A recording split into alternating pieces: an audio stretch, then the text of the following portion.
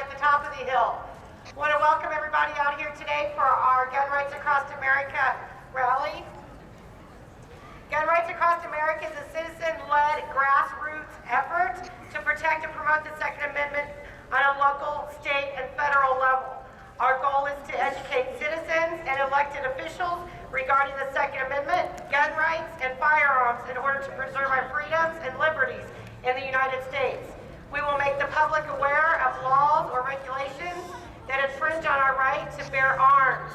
We will shine a light on all politicians who do not wholly support the Constitution of the United States. Gun Rights Across America now has a membership. We have a membership drive going on until April 1st. Anybody that buys a membership into Gun Rights Across America from now to March 31st, April 21st, or April 1st, we will be giving a brand new, custom-made Gun Rights Across America AR-15 away to one of those memberships. Woo! Who wants a free gun? Rifle there, rifle. It's a rifle, yes. AR-15 rifle. Come and Take It Texas is also here today. Their awesome group is giving a gun away, a black powdered pistol away at the end of the closing of the rally today. Anybody that has not done so can meet up with Jason or one of the other Cathie people for a $10 donation. Your name will be put in their hat for that black powder giveaway. All their money is used for education purposes. They make those cards and those flyers. They actually walk our streets of Texas and educate the public, businesses, and police officers about our open carry laws here in Texas. So all that money donated goes to that. And also, if you donate, you also get a chance to win a black powder pistol being given away today. Woo! You guys ready to get this rally started? Let's make some noise!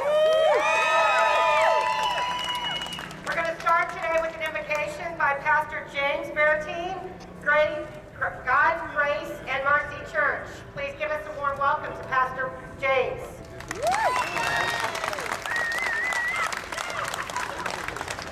Good morning, everyone. Good morning. Before we get started, I'd like to take just a few minutes and share with you why this cause is very important to me. I'm a father and a grandfather, and when I look in their faces, I think about what the future holds for them. And it's because of citizens, just like every one of you that are standing here, that are willing to stand up and address the issues that we're facing as a nation, as a state, as a local government, where our constitutional rights are being put aside without cause, without law, and just to fit somebody else's agenda. As a nation, as a group of people, we don't have to stand for that. When our forefathers drafted the Constitution a little over 200 years ago, they came up with a plan and a frame of government that would be the cornerstone that has brought us to where we're here today, 237 years later. Just like this building behind me made out of granite. It's a solid structure that was designed to support and carry all generations of America into the future. And it belongs to each and every one of us, and it is our responsibilities as citizens of this nation to stand up when we see things aren't going the way that they are. That's the purpose of this rally, to stand your ground. And I thank you and applaud each and every one of you who came out today to do just that. Gentlemen, if you would please remove your hats, we will have our prayer. Dear Heavenly Father, we thank you for this beautiful day. We thank you for the opportunity to come here today and express our concerns and our voices, and do it in a country that still allows us to do that without fear or trepidation, that we will be held in reserve or accountable for things that we stand for. Father, I pray a hedge of protection around each and every person here as they travel back and forth. Even those who stand against us or who are divisive with us, Father, we pray for them that their hearts and minds might be open, that they too can see the truths that are being spoken here today. Father, all this we ask in your Son, Jesus' name. Amen. Amen. God bless.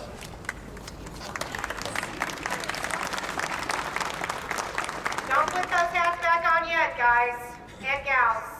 We're going back to the basics, guys. We're starting with the prayer. we're starting with the pledge and we're starting with the national anthem. We don't care about being politically correct anymore. God is still in this country and he's on this Capitol today.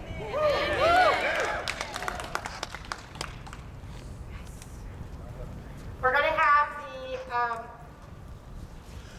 Watchmen of Texas lead us in our American flag, our American Pledge Allegiance and the Texas flag. So find your Texas or your American flag there.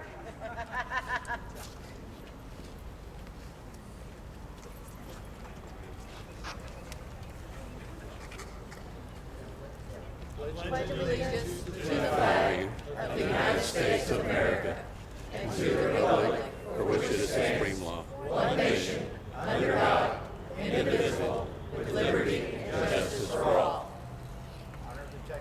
Honor the Texas flag. Pledge allegiance to Texas, one state, under God, one and indivisible. Guys, these are your safety officers out here today. If you have any problems, questions, or concerns, please find somebody in the black with the Watchmen of Texas shirt on and let them know they're in contact with all of us as needed. God bless. The national anthem is going to be sung by our very own Texan, Fallon Price. All right. Thank you, Tammy. Oh, say, can you see by the dawn's early light what so proudly we hailed at the twilight's last gleaming, whose broad stripes and bright stars through the perilous fight o'er the ramparts we watched were so gallantly streaming, and the rockets red glare, the bombs bursting in air, gave proof through the night that our flag was still there. Oh, say does that star-spangled banner yet wave o'er the land of the free and the home of the brave.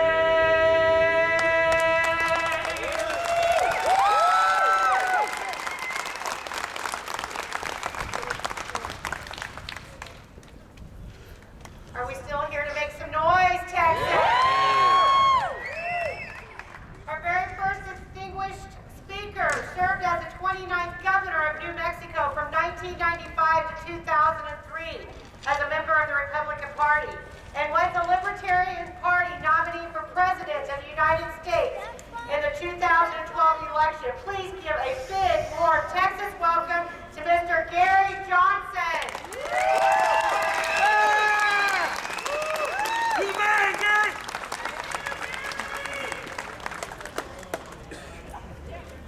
I'm going to say some things here today that just about any one of you can probably relate to and probably should be up here saying these things instead of me, but here goes.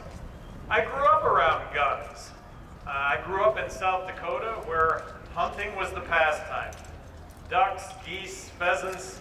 Every weekend we went hunting, me and my dad, and that meant a whole lot of other dads, and it was a way to get together, and it was just an absolute wonderful experience.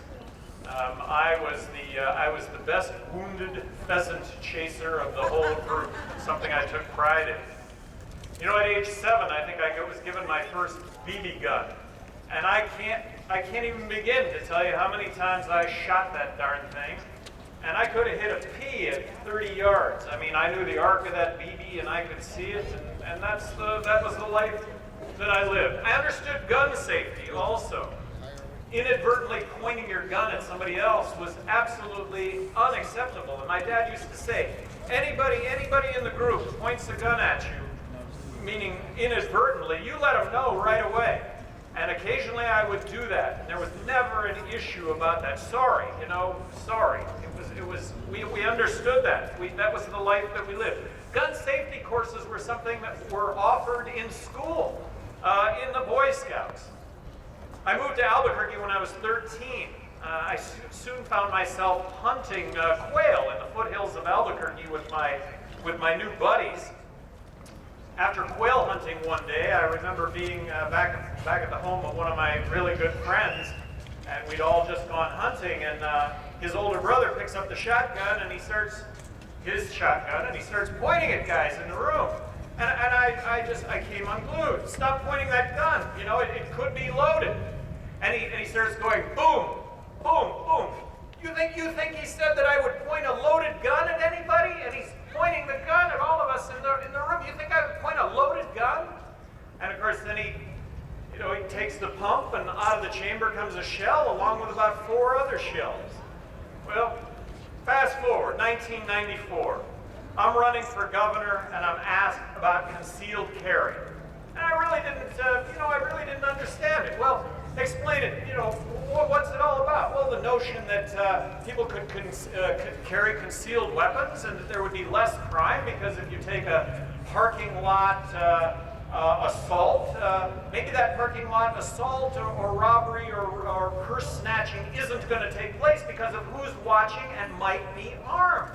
That it will lead to overall less violence because you don't know who's carrying. Well, this was 1995, and this was kind of sort of cutting edge. And my other Republican opponents in the primary, they're all politicians. I'm the non-politician. They're all the non-politicians. And so they're kind of hemming and hawing about concealed carry, and I'm asked about concealed carry, and I said, that's a great idea. I support concealed carry. It just seems to me that common sense would dictate that there would be less violence if we would actually adopt concealed carry. I remember in the primary debate with Democrats where one of the Democratic opponents, he throws a Chicago Bulls baseball cap on the ground and he said, if you are a young person and you wear this cap and you're in the wrong gang, you can be shot. And one of the candidates on stage here is going to make that happen with more regularity, and that's Gary Johnson because he supports concealed carry. Well, in a state that was 2-to-1 Democrat, I got elected and I got re-elected. So I would like to think that people understood what the arguments were. And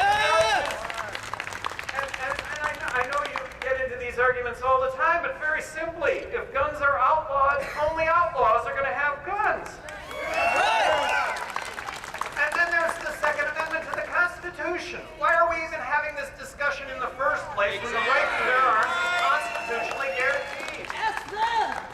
So in 1995, the legislature passed concealed carry, and I signed it. You know, all the egregious shootings across the country. What if a patriot were carrying and could bring to an end that violence? That's what I always think is every single one of these atrocities. Where's the patriot with the concealed weapon or the weapon that can bring an end to all this? So when the debate starts over limiting the number of rounds a gun can have, there's no limit to the amount of bullets that I should have or a patriot should have if you're going to end a rampant shooting that maybe involves multiple shooters.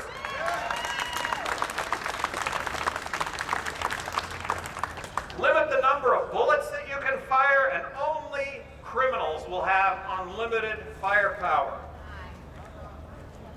Limit or ban assault rifles, only criminals will have assault rifles.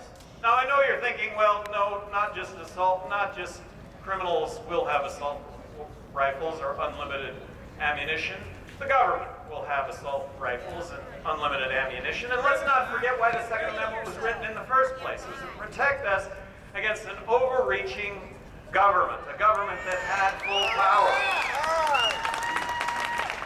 And so here I come.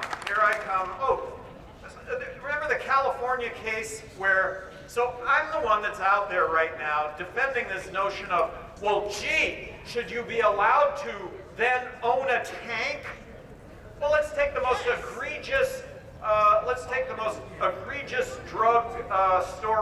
there where government agencies raided a big ranch farm in California because the couple was raising marijuana. They came in, they busted down the doors. The fellow came out with a handgun and he was shot dead along with his wife. It turned out there was no marijuana on their property. The government seized the property. I think it's still in seizure today, but this is what the government can do. Imagine, just for a second, if this guy owned a tank, or it was known that he owned assault rifles. Would the government have been so capricious if they knew he could crawl into a tank? Probably not. They would have probably handled it in a different way, maybe arresting them at work or away during the day, somewhere else. It would have been better behavior. So defending our rights to have a tank, if we so choose, in some cases might save somebody's life just by being able to sit inside it. So let me come full circle. After the Aurora, Colorado movie theater shootings, I pledged myself that I would go and get my concealed carry permit in New Mexico. So I went to get my concealed carry permit, and what? I gotta spend days in class? I have to have it, I have to spend money to get the permit? I have to have it renewed after a certain amount of years? Who signed this? I did. At the time, there was a raging debate. Don't have any of this stuff to go along with concealed carry. Well, I don't think the legislature came to me. Look, 2-to-1 Democrat, the legislature came to me. This is not going to pass unless there are going to be these classes associated with concealed carry. I think to this day, maybe I made the right decision. But that brings me to my last point here, and that is a big, huge thank you to all of you. Your freedom, the freedom that you are exercising to carry, is a freedom that if you don't exercise it, you're going to lose it. And so I applaud you for that. And when I look at concealed carry in New Mexico and the fact that I don't have a number of days to devote to go and get my concealed carry permit, I need to take those days and I need to make that happen, because if we don't exercise the freedoms that we have, they're gonna get taken away. And thank you all very, very much for bringing focus to this issue and other constitutional issues.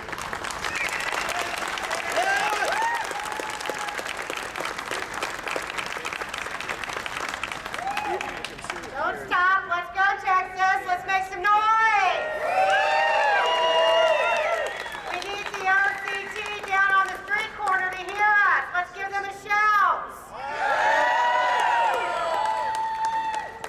Our next speaker is an incredible woman. She is a mother of one, and she has one on the way.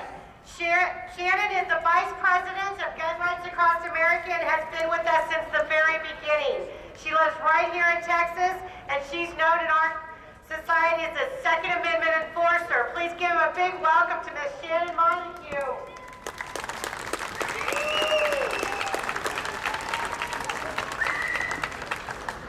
Hey, y'all. On behalf of Gun Rights Across America, I would like to say thank you so much for coming out. Every rally and event we plan comes from the need to do what is right. And I ask you to bear with me today, because I am going to be politically incorrect. And in today's age, that is normally not acceptable. My name is Shannon Montez. I am married to a wonderful man who is now retired from the military. I have a beautiful 2-year-old daughter, and I have a son on the way. I would say I am your average American citizen. You and I may look very different. Most would say I do not look like the crazy gun nut the left-wing media portrays me to be, and the majority of us don't. However, with our looks aside, the truth is that you and I are very much the same. Whether we are mothers, fathers, veterans, or your everyday man, woman, or child. Whether you are self-employed, unemployed, healthy, or dying, you are here today. And we will no longer let the misinformed and uninformed classify us into a genre that is not ours. We are American. We are the protectors of the Second Amendment. We are the majority, and we will stand our ground.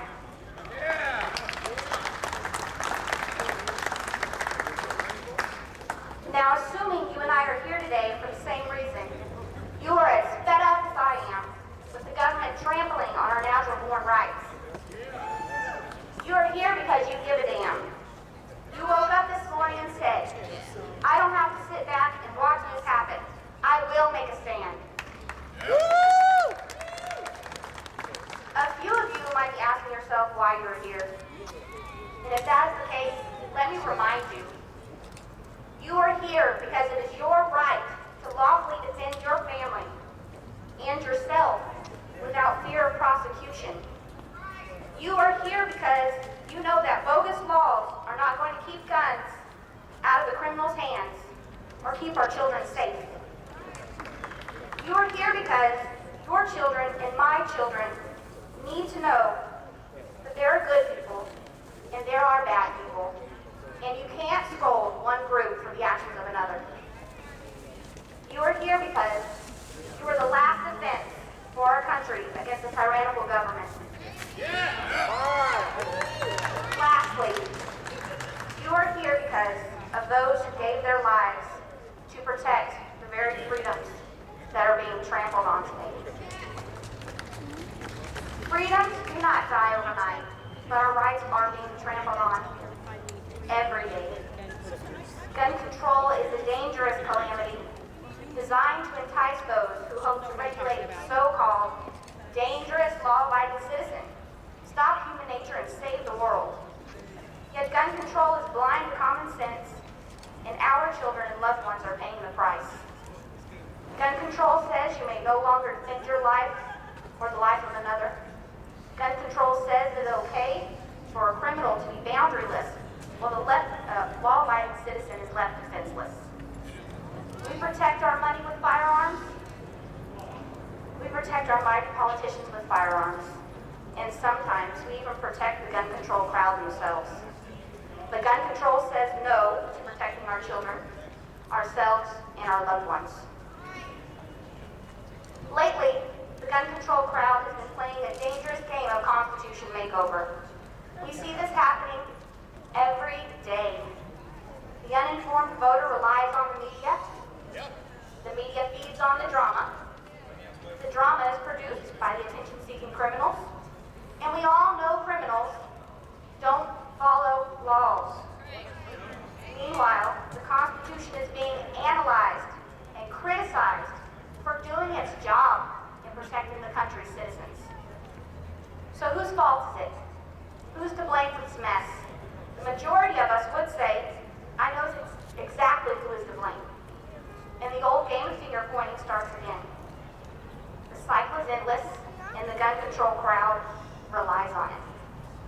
They await the drama and panic that every shooting creates. They feed off the deaths of innocent civilians with no remorse, and are quick to point blame on the law-abiding gun owner.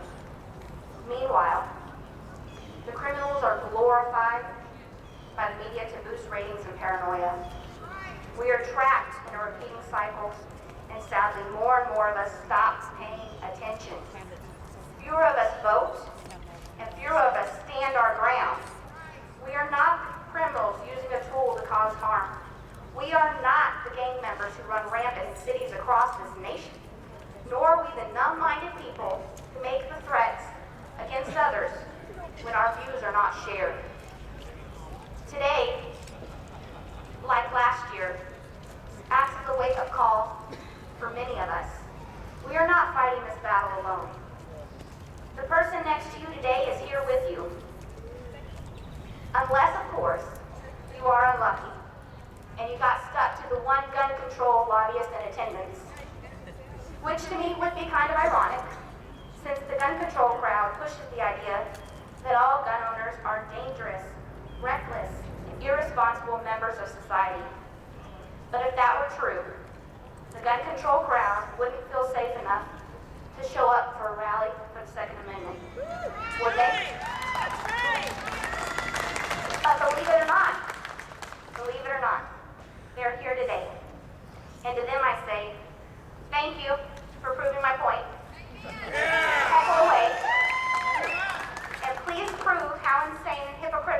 ideas can be.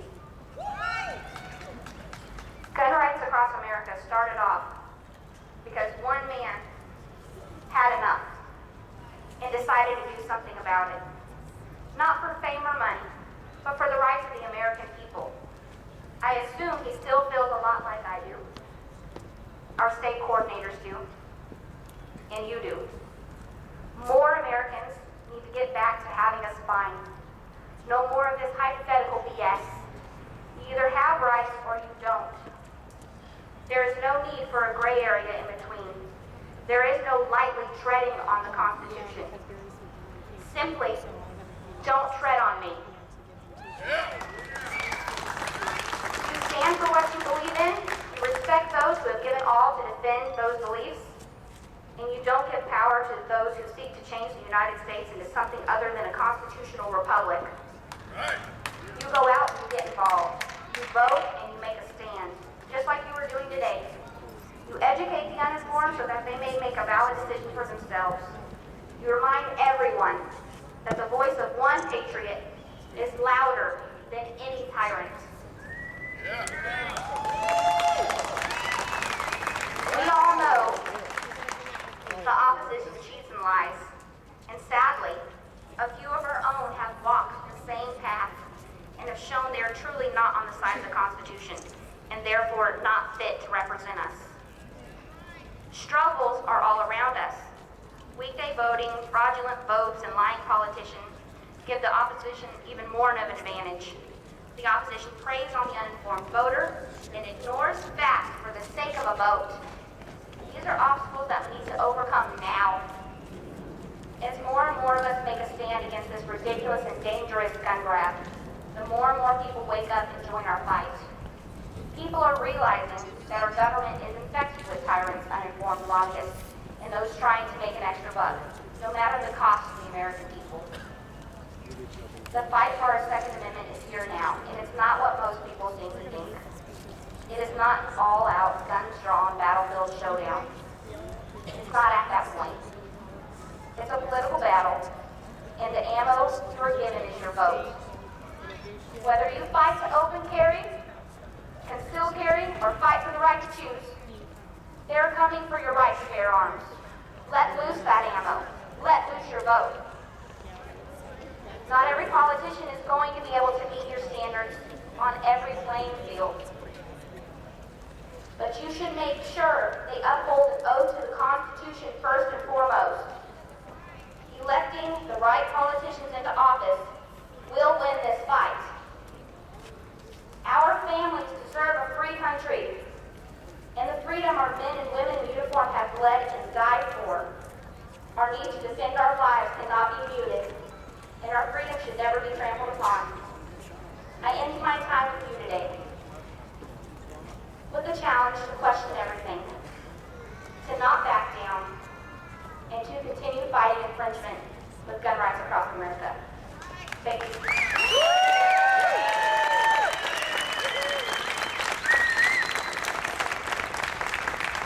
Give us just a minute to move the speakers out just a little bit, so. Already got him, Tammy. Already got him. Thanks. Mr. Mary Smitherman was supposed to speak next, but he sent a representative. He is at a memorial service and will not be able to make it. So I'm going to take this minute and bring three gentlemen over here and let you see their signs. Yeah. For those of you who do not know, I am Tammy Greene. I am the Texas State Coordinator for Gun Rights Across America, and I put out a challenge to bring your flags, and those flags that we like, we're going to give them Gun Rights Across America t-shirts. So I'll let these gentlemen introduce themselves and tell you what their flags say. My name's Tip. I have 4 grandchildren and 3 children, and I'm concerned about what is going to be left of this country, and so that's why I'm making my stand today. Our right to defend ourselves doesn't come from government. It comes from natural law, and it's not indefensible. It's a free right, and we're not going to give it up. Hey, Tip.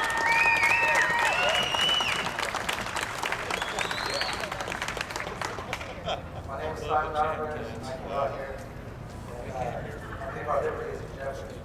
So I came out here to support my Second Amendment right to own a gun. And I said I get to buy a gun, so I don't want to lose that right before I get a chance.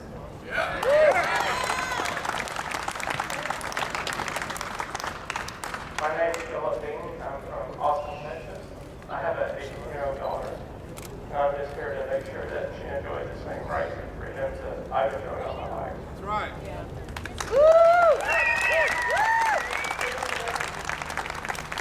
Let's give these guys a big thank you for coming out with such beautiful signs today.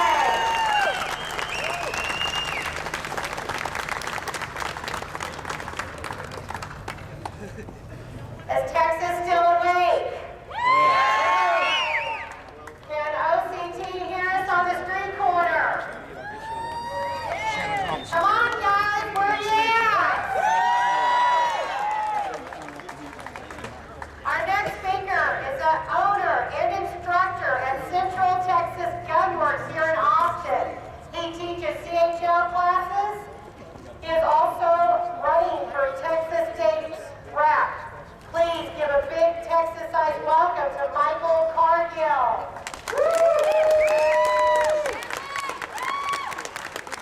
Come on, Mike. Come on.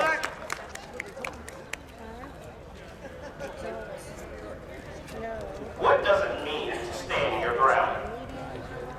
In a street fight, it can mean not backing down when your life is on the line. In a political fight, it often means not backing down when your reputation is on the line. It means standing tall when the media, your opponents, or even a sizable portion of the electorate want to paint you as a fool, a madman, or worst of all, a corrupt pawn of malicious special interests. Because the flag will cover. Tomorrow we celebrate the 85th birthday of a man who knew the importance of standing one's ground in the face of fierce opposition. In a speech delivered just 4 days before his death, Dr. Martin Luther King Jr. said, "There comes a time when one must take a position that is neither safe, nor politic, nor popular, but it must be because his conscience tells him it's right." That's right. After Dr. King's stand cost him his life, friends and family said it was a fate he long predicted. For almost 5 years following the assassination of President John F. Kennedy, Dr. King continued his crusade for civil rights, fully expecting to someday suffer the same end. How many of us have such courage of conviction that we continue this fight, if we knew it would one day cost us our lives?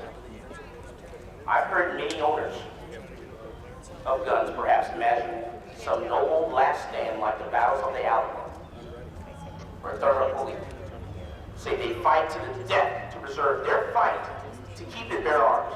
But what if you knew that end would come not in a glorious battle, but like a thief in the night, catching you by surprise and without the courtesy of a fair fight? The way it caught Dr. King, would you still have the courage to stand out there with your banners and your slogans, knowing that doing so might take away from you, your family, tomorrow, or even tonight, or this very afternoon? I like to think you would. I like to think that we all would. But it's something to consider. How deep does your conviction run? Would you stand up when Congress is pushing new gun control laws? And when our city council is looking to shut down local gun shows? Will you stand up when it's your child's school signs threatening her future because she chose to write an essay opposing gun control? Or when it's your boss telling you that your political activism reflects poorly on the company? How much are you willing to stand up? What are you willing to withstand? We heard a lot of criticism of the Austin police, but last I checked, they weren't turning the fire hoses into dog guns. How many of you would be standing there right now if they were? Are you willing to continue standing until the final curtain falls, just as Dr. King. Some people might find it ironic that I chose to reference MLK in a speech on gun rights. After all, Dr. King preached nonviolence. He was ultimately struck down by an assassin's bullet. Some would suggest that those facts alone position Dr. King's legacy as the antithesis of our crusade. But what people forget is that Dr. King, despite being a proud and fierce proponent of nonviolent political activism, was also a man who understood the inalienable right of self-defense and who drew a clear distinction between the right and the ideal of political nonviolence. That's right.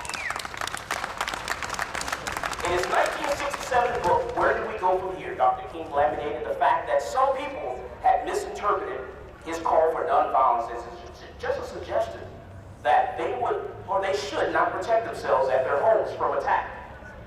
He argued that the idea of nonviolence should not be interpreted as a meaning that one should never use a gun in self-defense.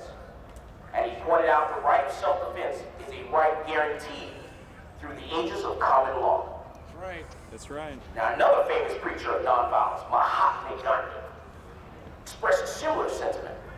Gandhi wrote, "My nonviolence does not admit of running away from danger and leaving dear ones unprotected. Between violence and cowardly flight, I can only prefer violence to cowardice. He who cannot protect himself or his nearest and dearest or their honor by nonviolent facing death may and ought to do so by violently dealing with the oppressor." Come on. That's right. Even the Dalai Lama has conceded that under certain circumstances, it might make sense to defend oneself with a gun. And of course, Jesus, the original preacher of nonviolence, famously told his disciples on the night of his arrest that they would soon face persecution and violence, and that if one of them did not own a sword, he should sell his coat and buy a sword.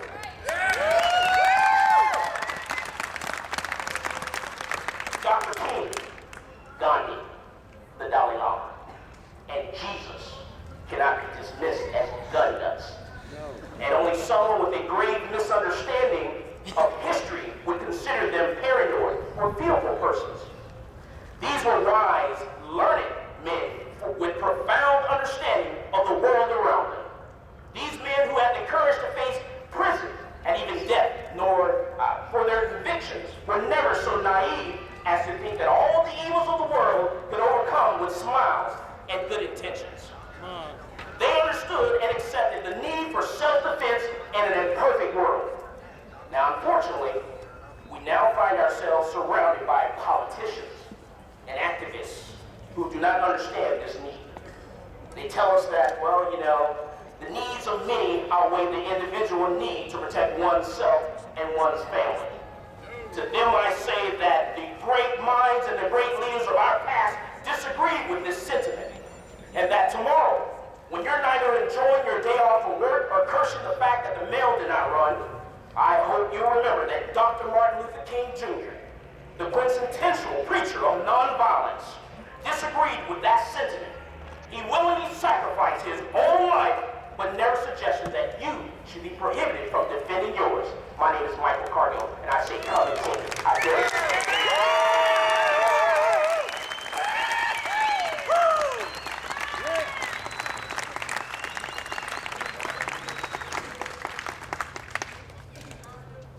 I love to hear speeches like that. How many of those mad moms do you think would totally heckle that speech? Because they would heckle Jesus. Really. Guys, I had said that Barry Smitherman could not be here because he is at a memorial service, but we do have his representative, Jared Cargill, here to represent. Barry Smitherman has earned an A+ rating from the National Rifle Association and led the efforts to law-abiding commission employees the right to legally carry concealed handguns in the Railroad Commission building. He is a strong supporter of our Second Amendment. We're going to let Mr. Jared Craighead speak in place of Jerry Smitherman. Give us the Texas welcome. It's not fair to have to go after a speaker like Michael. Barry was at a memorial service for a close friend. I just wanted to take 2 minutes and tell you a little bit about Barry. He's currently the chairman of the Railroad Commission. He is the only candidate in the race for Attorney General that's a CHL holder. One of the first things he did whenever he took over as chair of the Railroad Commission was revise the policy that said Railroad Commission employees could not, if they were CHL holders, carry in Railroad Commission buildings and vehicles. He said that's ridiculous. Indeed it is. Why wouldn't we want Railroad Commission employees carrying in Railroad Commission buildings and vehicles? It keeps everybody more safe, and so he revised that policy. He's got an A+ rating from the NRA, passionate defender of the Second Amendment. If you haven't seen his Second Amendment video, please go on our website and check it out.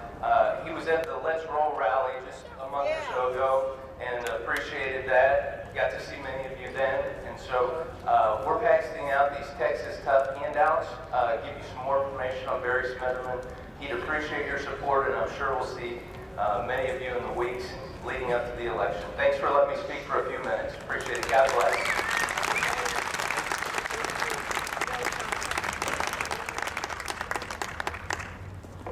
I don't like coming after tall people.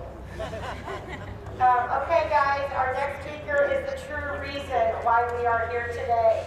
He's a father, he's a husband, he's an airline pilot, he is a true Texas gun owner. Please help me give a big Texas welcome to the president and founder of Gun Rights Across America, Mr. Eric Greene.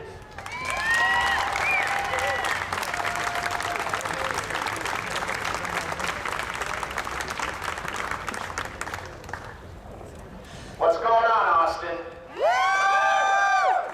First of all, what was I thinking when I told you to put me after Michael? I didn't want to say anything, but I knew it. That was a bad choice. Well, I'm out here today, you're out here today. We could talk about so many things. There's so many gun grabbers and people that wipe their feet on the Second Amendment. We could talk about Dianne Feinstein, who thinks an assault weapon is a machine gun, is an assault rifle. We could talk about John Kerry, who is a traitor, for lack of a better word. He signed that UN Small Arms Treaty, which I hope to God never gets ratified. We could talk about dictator Obama. No! Pass! But I won't. Barry Davis? Hell, if Hillary knew we were here, she would say, what difference does it make? But you know what? This event, these Stand Your Ground events happening nationwide today, are about what's going on in each state.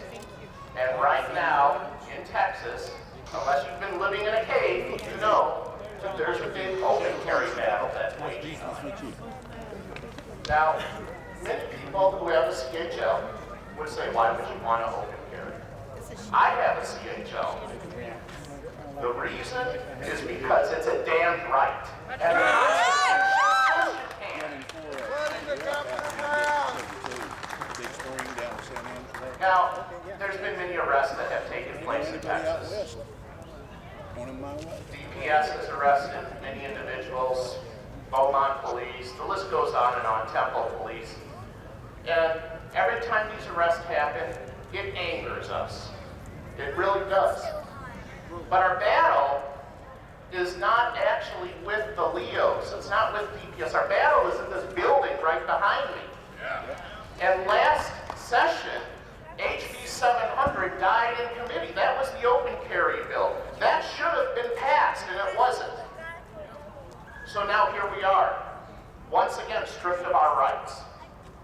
So what we need to do is we need to focus on this next session. We need to get active. We need to be calling our senators and representatives every day. We need to be emailing them. We need to be scheduling appointments at their office. We need to be telling them that this bill needs to get passed. And we can't stop. We have to be persistent. Because when 25 states in the Union have legalized open carry for law-abiding citizens, why doesn't Texas?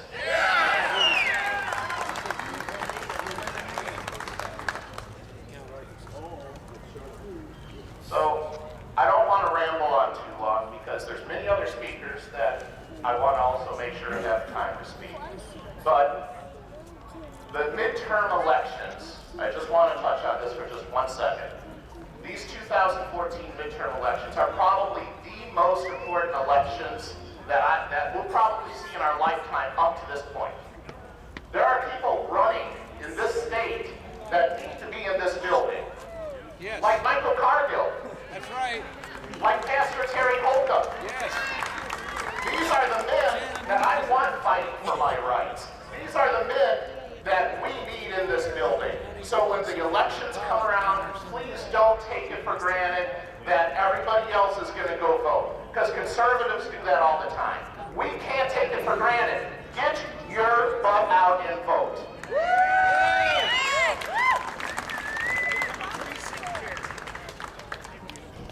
And in closing, I just want to say I am truly humbled that so many of you came out today, because it fills my heart with pride to know that there are many other Americans willing to stand up for our Second Amendment.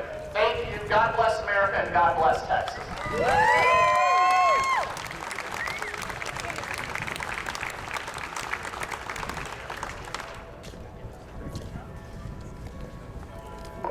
One more round of applause for the founder of this military Greene.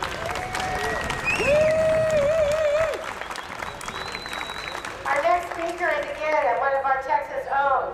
When the 2013 legislative bill to pass many conservative bills, most never even making it out of the committees, our next speaker can no longer accept the status quo. He decided to fight back.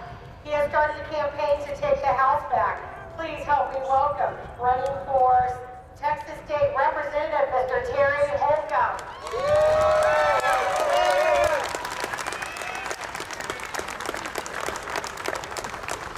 Never give a preacher a mic. Preach! I want to take just a minute before I do start speaking. I want to thank Eric Reed and Tammy and GRAA for your hard work and all the effort that you're doing to help with our freedom and our liberty. It's greatly appreciated. I want to thank Kathie and Texas Carry for their co-sponsoring the event. And I want to make a shout out. I want to make a shout out to our OCT folks out there that are over sharing right.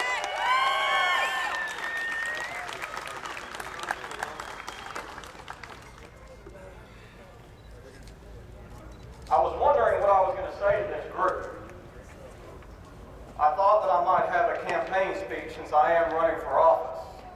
I thought that I might have a nice picture of a gun in my hand to be able to come and look like I'm pro-Second Amendment. I thought I might talk about the things that our forefathers have written that have been laid in blood. But as I got here, it quickly became apparent that what I was going to say was going to change. While this is a stand your ground event, I want everybody to take a good long look around at all the people standing next to you. Because what you don't see for the first time in the history here in many years is nobody being allowed to carry a long gun on our Capitol. That's right. And if you look around here on the outside, you'll see the reason why. And I am not trying to be disrespectful, but the fact of the matter is, folks, our rights are being infringed upon. They are. That's right. That's right. Our rights are being infringed upon, and they're being infringed upon by Region 7. That's right. This is where Texas is headed. And while everybody wants to get in an uproar here today, and everybody wants to scream and holler, and everybody wants to raise their flags, folks, I'm telling you now, if you do not get out there and get involved at your local level, it's only going to get worse. That's right. There is a concerted effort to take away our guns, That's to right. strip away our rights. I was afraid to wear this phone in this empty holster. I thought it might be too alarming. For these guys. Ain't like the toy gun was.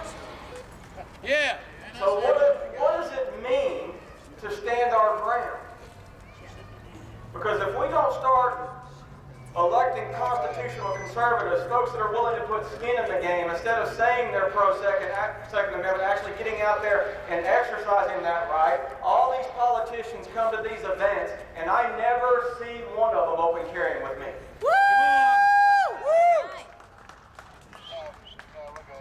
I'm not asking the legislature to pass open carry. I'm telling them.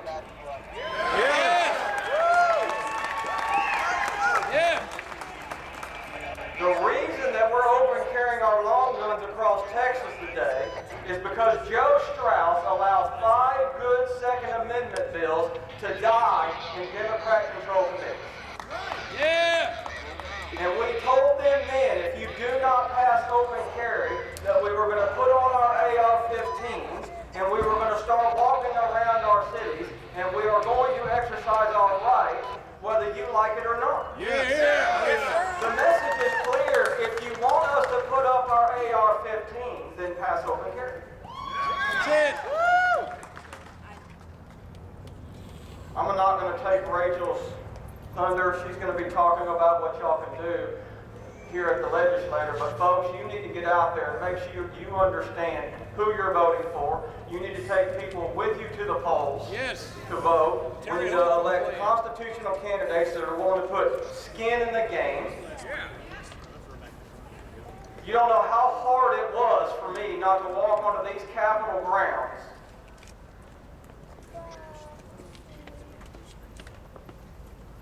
without my black powder revolver on my hip. I feel like I have let my children down by capitulating to a police state type tyranny that we're experiencing here on the Capitol grounds. You're right. But wisdom dictates that we use the means that we have before us. And the means that you have before you today is to let your voice be heard. That's right. There is nothing more powerful than the voice of truth. And the voice of truth is we are not free. We are not a free people today. If you think we are a free people, come and walk with me for a day and I will show you we're not. Yeah. That's right. But it's our fault. We have let this happen. We fell asleep at the wheel. We've stayed at home instead of going out to our local meetings, to our local school board meetings, to our local commissioner courts meetings, to our local meet and greet the candidates, to our local primaries. We've stayed at home. We've closed the checkbook. And so this is what we have today. And I'm going to tell you folks, there's a concerted effort to take Texas and turn it blue.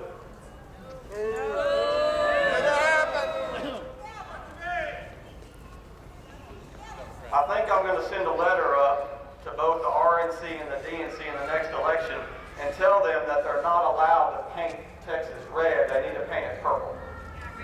Because that's the truth. And I want y'all to think about this. We have supermajorities in both houses here in the Texas legislature. We have supermajorities. And 60% of all the legislation that has passed in the last 6 years is Democrat-submitted legislation. How many of y'all knew that? Let's get Strauss out of the house. Joe Strauss is not a friend of liberty and freedom. Joe Strauss is a communist. I want to apologize to y'all on behalf of all that have allowed us to get to this place that we are at today, to where you no longer can walk on the Capitol grounds exercising your Second Amendment rights. That's right. GRAA was here 12 months ago, and they were wearing long guns. We've had many events over the last several years where we were walking around these roads carrying long guns. And yet when I showed up here on September 13th of 2013, and I had a 1858 ball and cap revolver in a holster open carrying it, you would have thought I just robbed a bank. That's the way they treated you. And ever since that day, Mr. McCraw of Region 7 DPS has decided that he is above the law. That's right. Yeah, that's right. He's not. He has decided that he is above the Constitution. He has. people talk about that we're heading into a police state, and Barry Smitherman's representative talked a while ago, one of the most important races that we have before us today is the Attorney General's race. My question to Mr. Greg Abbott today is, where have you been while the citizens have been being kidnapped and stolen from? That's right. Nowhere. Come on. Answer the question. Mr. Abbott, where have you been while we have had citizen after citizen after citizen be unlawfully arrested across this state for lawfully exercising our rights? He's a coward. Where's he been? It is not illegal to carry a black powder ball and cap revolver in a holster. No. As a matter of fact, it's not even illegal on the Capitol grounds today. That's right. That's the truth. DPS has said, well, we don't like it, so we're going to make a rule. Yeah. Folks, this is the truth. That's called tyranny. I'm not trying to beat up on DPS. As a matter of fact, I actually like some of these guys. Some of these guys are very unhappy that their leaders are behaving the way that they are. Just following orders is not an excuse. Didn't work in Vietnam, it doesn't work here. Yes, it's going to say the same thing. But the problem is leadership. And everyone here, when you go home today and you leave this event, I truly pray that you will go home with a desire to get back control of the people's capital.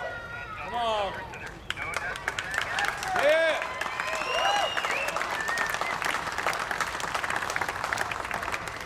This is not Governor Perry's capital. This is not the legislator's capital. This is not DPS's capital. No. This is your capital. That's right. That's right. And so it is my hope today that you will go out. We're in the primary seasons, and primaries matter. The primary in my district is going to decide, are we going to have a true constitutional conservative that as his first order of business, and everybody listen up and listen good. Come on. The day that I take office is the day I walk through those gates with a black powder pistol on my hip and say, come and take it. Yeah!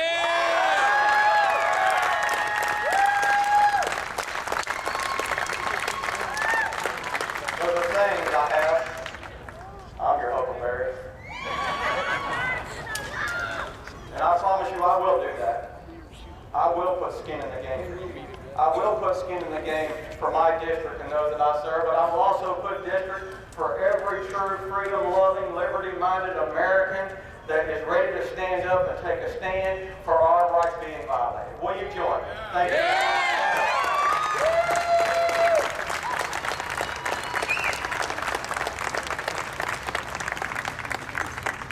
Let's hear it, Texas! Let's make as much noise as these speakers have standing up for our rights today.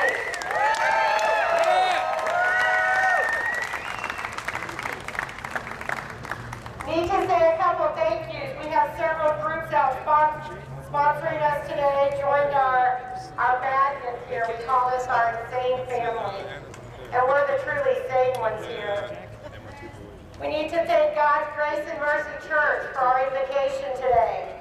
We need to thank the Texan Gun Rights today, the Watchmen of Texans. Let's roll Texans are out here today. Key City Patriots are out here. We got Texas Firearm Freedoms out here today. We got Armed Christians of America out here today. We got 1 million moms against gun control Texas out here today. We have Texas 3% Patriots out here today. Ladies of Liberty joined us today. They joined us last year as well. We also have the Gentlemen of Liberty today. They brought their husbands. Texas for America Initiative is here. Liberty Tactical Academy. Bullet Jewelry by James. I'm wearing some of his jewelry. Couldn't help but to buy it. Open Carry Texas. Moms with Guns demand action. And our American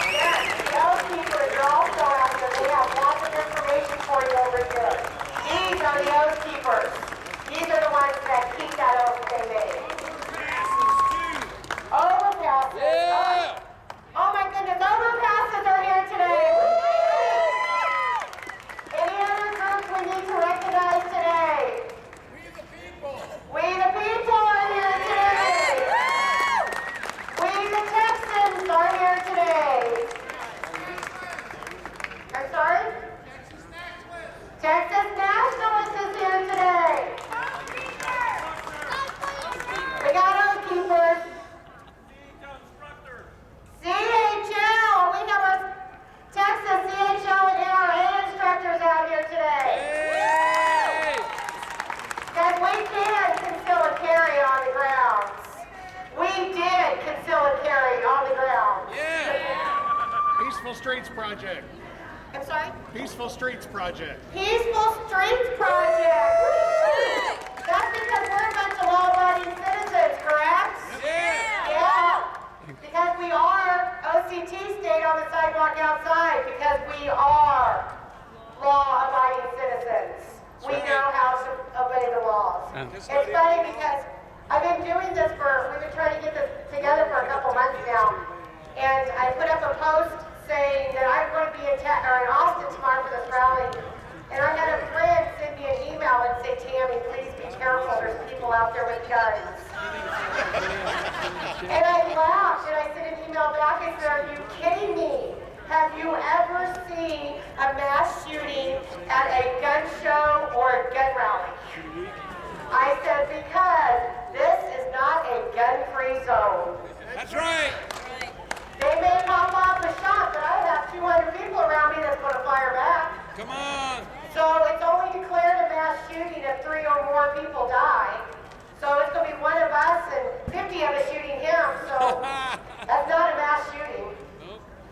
It just don't happen here. Count, the police are minutes away. Our next speaker, guys. Time to meet a true weapons expert. Yes, she is a female. Come on! She is an instructor for the Battle Road USA. She's a self-defense tactical training company in Central Texas. She's an instructor and a shoot boss at the Project Appleseed. She is a Texas CHL instructor, and she is the founder of Texas Firearms Freedom. Please help me give a big Texas welcome to Miss Rachel Malone.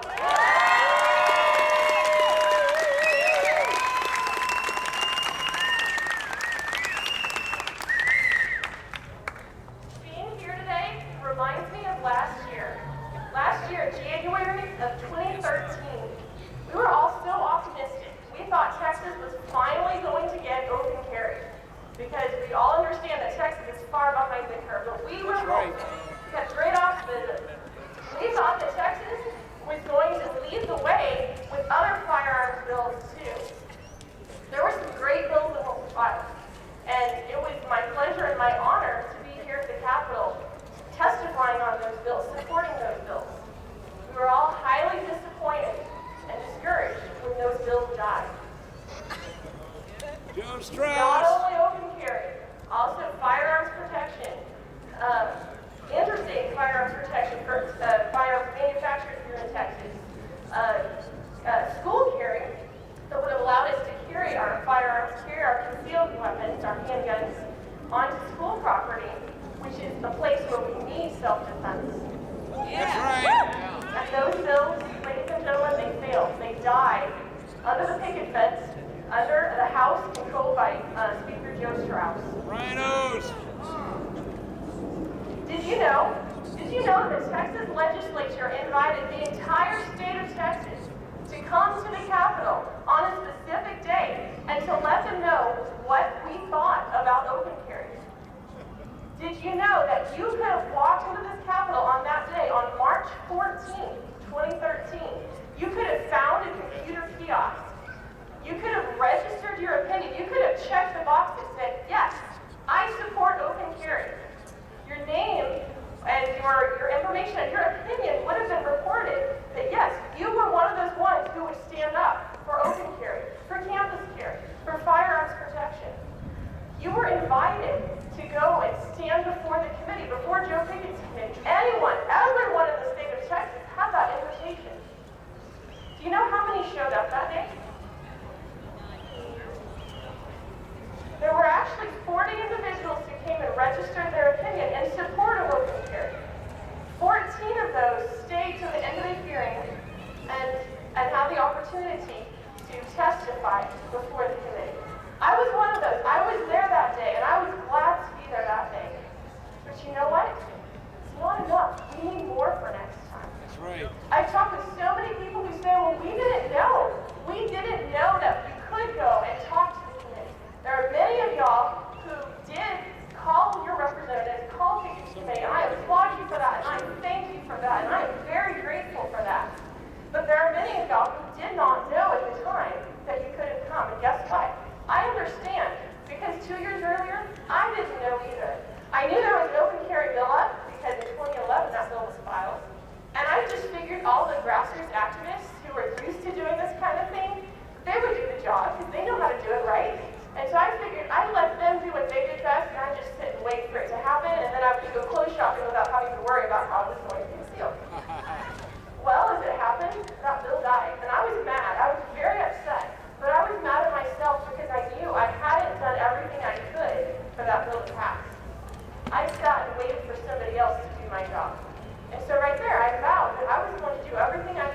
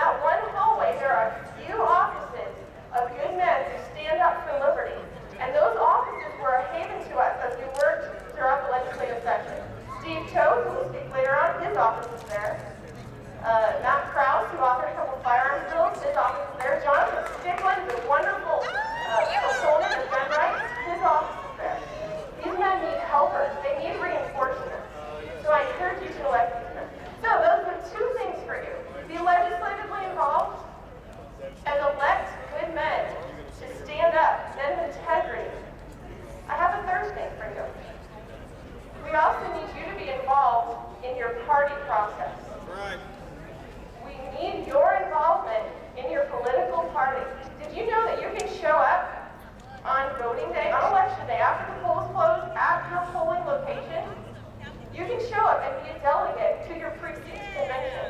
You can then get elected to your district convention, and from there you may have a chance to get elected to your state convention. Some will actually even get elected to the national convention.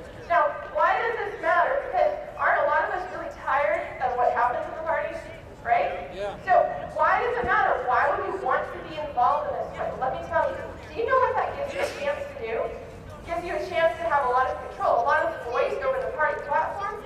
It gives you the chance to actually potentially go to these conventions. How would you like to have the chance to stand up and take a vote against those who have run on a party ticket and failed to uphold your right to keep and bear arms? How would you like that chance?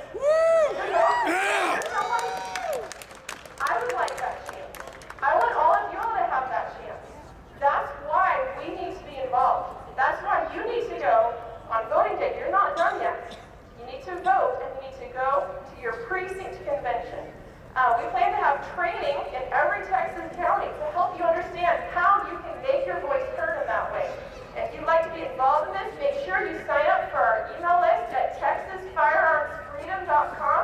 You can do that right now on your phone. You go to texasfirearmsfreedom.com and join the alarm list. That's that email newsletter. You can also go find us on Facebook, facebook.com/TexasFirearmsFreedom. I encourage you to be involved because you know what? Honestly, this is not about just passing the open carry bill. This is not about you and me just being able to walk down the street proudly sporting our handgun on our hip so we can just be glad of that. This is not about open carry, guys. If that's why you're here, if that's why I'm here, if that's what we're trying to do, if our end goal is just to pass the open carry bill, shame on us. This is about so much more. This is about people who don't exist yet. This is about our posterity. That's right. This is about my children, my grandchildren, their children, their grandchildren. Life is short. I'm going to be dead in a few years. But I want to secure the blessings of liberty to my posterity. Come on. I want to secure the blessings of liberty to my posterity. What about you?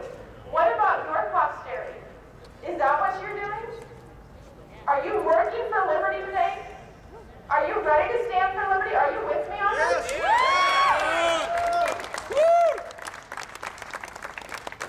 I want to close with a quote from John Adams. He was a man who stood up 240 years ago. Here's what he said. He said, "Posterity, you will never know what it costs this present generation to secure your freedom. I hope you make good use of it.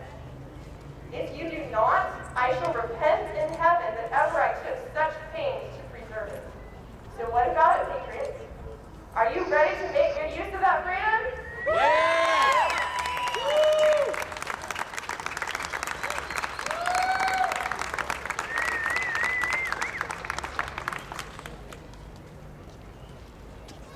That's a woman that knows her guns. Yeah! Our next gentleman has shown Texas in every way possible that he defends our Second Amendment, our right to keep and bear arms. Last session, he wrote the Firearms Protection Act, where House Bill 1076 would make it illegal for the feds to come into Texas and take our guns. Yeah! Because of Joe Strauss, that bill never made it out of committee. There's no doubt in my mind this man will do great things for Texas, and he supports our Second Amendment. Please give Texas State Representative and running for Senate, Mr. Steve Toth, a great Texas welcome. Hey, I gotta tell you, Rachel kept talking about men up there, but I'm just here to tell you, that young woman has more spine than most of the men that I serve with.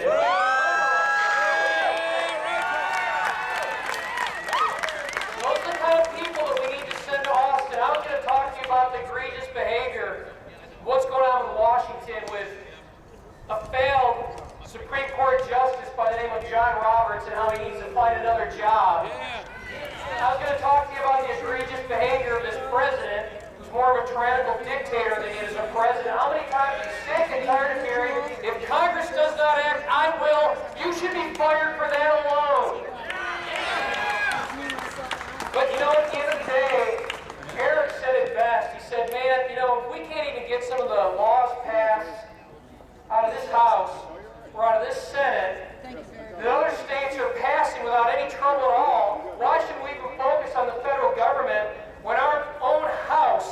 not in order. Here, here.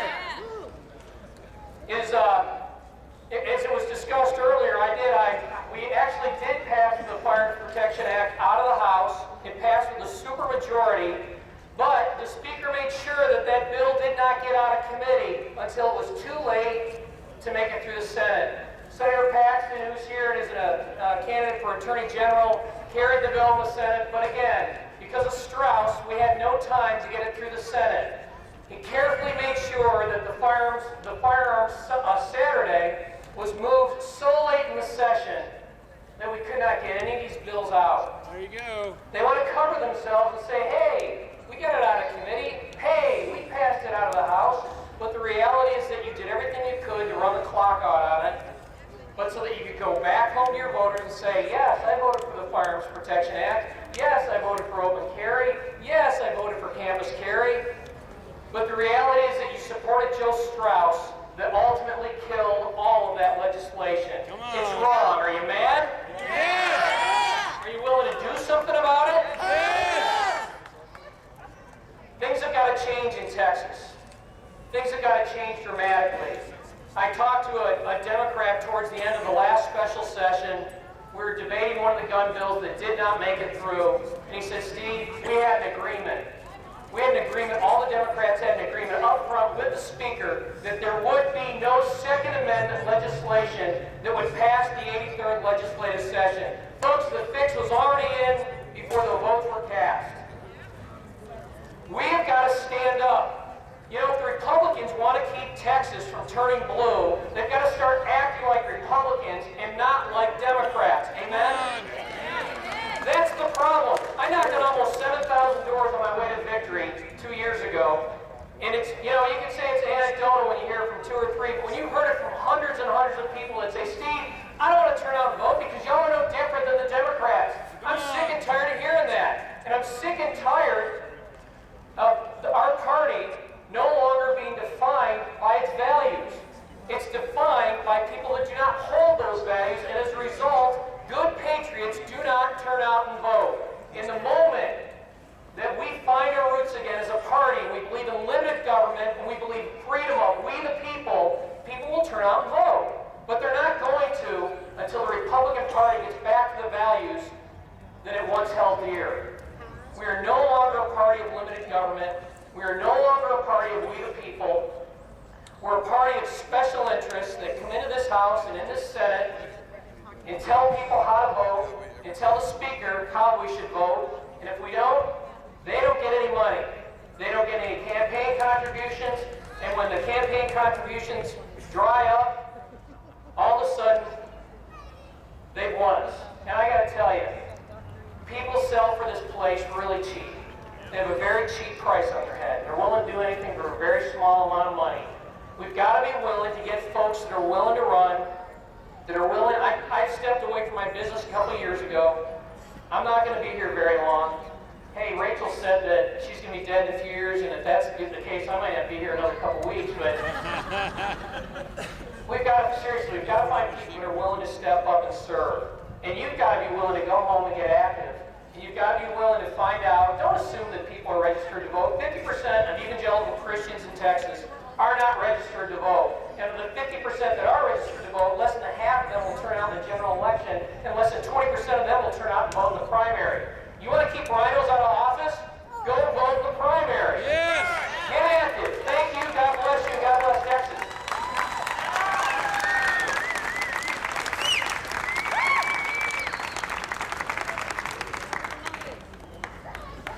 I love that man. Yeah. Last year when we come out here for I Demand a Vote March, we had a sign that had 1076 on it, and he personally came out here on this campus and introduced himself, took pictures, talked to us, and said thank you for coming out. That's a politician. Yeah, woo! That's a good politician. That's right. Come on. Yeah. Oh my, what can I say about the next gentleman?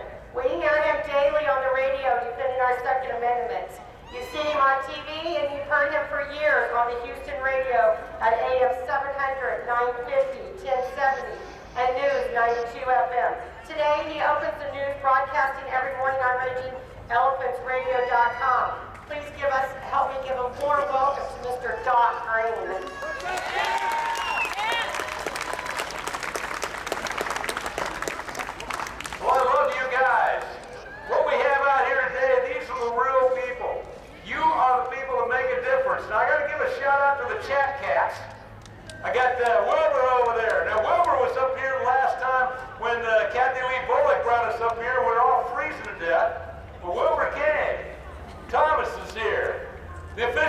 chaplain of Raging Elephants Radio, Chaplain Gypsy Robert, is here. Sam Firestarter drove all the way in from Fort Worth. He's here. And I've got to thank my good friend Lori McFarland. She's out there somewhere, and she is here too. And these people have driven for hundreds of miles to come here. We've got some good folks that are running for office. You heard Terry here a few minutes ago. My pilot, Johnny Johnson, running for Congress to replace the communist Al Greene in South Houston. He's out there with his rifle because they wouldn't let him on the grounds. What in the world is going on here? I want to quote something for you. War is an ugly thing, but it's not the ugliest of things. The decayed and degraded moral state of patriotic feeling which thinks that nothing is worth war is much worse. The person who has nothing for which he is willing to fight, nothing which is more important than his own personal safety, is a miserable creature who has no chance of being free unless made and kept so by others better than himself. That's not you guys. You guys are willing to go to war, and we are in a war. Right now we're fighting that war with words. We're fighting that war with votes. And we're fighting that war with numbers. I love seeing all of you out here today. You guys have heard some of the best excuses in the world this week when you talked to your friends and asked them to come up here and be here this Saturday, didn't you? Yeah, they all had a good excuse, didn't they? Yeah, sure did. They're going to have good excuses when they start knocking down their doors to take their guns and haul them off to jail. And these guys like District 7 DPS are the guys that will do that. Because you see, they don't care about you. They don't care about your rights. The only thing they care about is serving their tyrant master, and that would be Steve McCraw, who when he was told he was violating the law by David Dewhurst, he essentially told him to go pound sand in a rat hole. He was going to do what he's going to do. And that happens because we don't have 50,000 people here today. And there should be 50,000 people here today. The real patriots are the ones down there that are kept outside of the gates of the Capitol grounds by District 7 DPS because they don't like the fact that you have a Second Amendment right. It really bothers them. More to the point, that right doesn't come from the Second Amendment at all. That is a God-given right. You heard him mention it here this morning, Luke 22:36. Jesus said if you don't have a gun, sell your coat and buy one. Because they didn't have guns back then, they had swords, but they would have had a gun if they'd have had it back then. So, let me say this. A nation can survive its fools and even the ambitious, but it cannot survive treason from within. An enemy at the gates is less formidable, for he is known, and he carries his banner openly. But the traitor moves amongst those within the gate, freely, slyly, his whispers rustling through the alleys, heard through the very halls of government itself. For the traitor appears not a traitor. He speaks in accents familiar to his victims. He wears their face. He wears their arguments. He wears the uniform of District 7 DPS. He appeals to the baseness that lies deep in the hearts of all men. He rots the soul of his nation, the great Republic of Texas. And he works secretly and unknown in the night to undermine the pillars of the city. He infects the body politic so it can no longer resist. A murderer is left to be feared than a traitor. But we have them. They're there right there. We have a plutocracy that is looting our government. They're looting our children. They're out there spending money that your grandchildren are going to have to attempt to pay back. They did this by passing things like Proposition 6. Proposition 6 is nothing more than setting up a private bank, very similar to the Federal Reserve, which will be used to provide cash and incentives to the plutocratic cronies under the guise of providing water. But I bet a lot of you voted for Proposition 6. If you had been listening to RagingElePhantsRadio.com, you would have known better because we talked about it there. RagingElePhantsRadio.com is your source for Texas news and information. And I'm giving you that commercial here because I need everybody to be listening to that show so that we can dispense the information that you need to have. There's a lot of folks here today because they heard about it on Raging Elephants Radio. And I'm grateful to Eric Reed and Gun Rights Across America for giving me the opportunity to come up here and talk to you. Judge Brandeis said, decency, security, and liberty demand that government officials shall be subjected to the same rules of conduct that are commands to the citizens. In a government of laws, existence of the government will be imperiled if it fails to observe the law scrupulously. Our government is the potent and omnipresent teacher. For good or ill, it teaches the whole people by its example.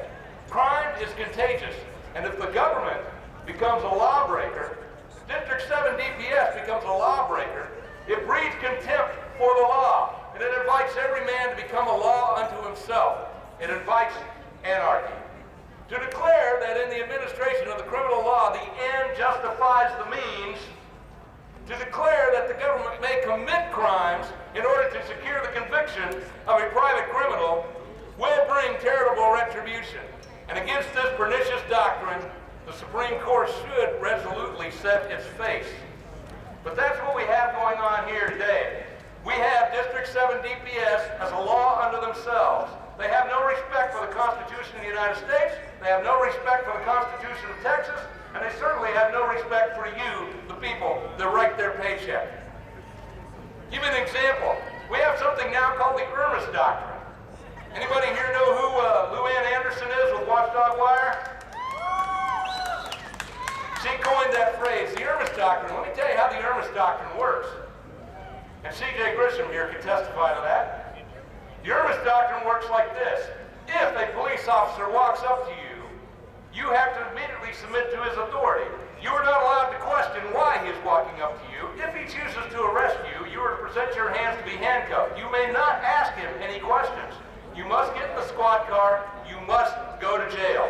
That is the Irmis Doctrine. Don't believe me? C.J. Grisham went to jail because of the Irmis Doctrine, and when they couldn't convict him in the first kangaroo court they set up another one.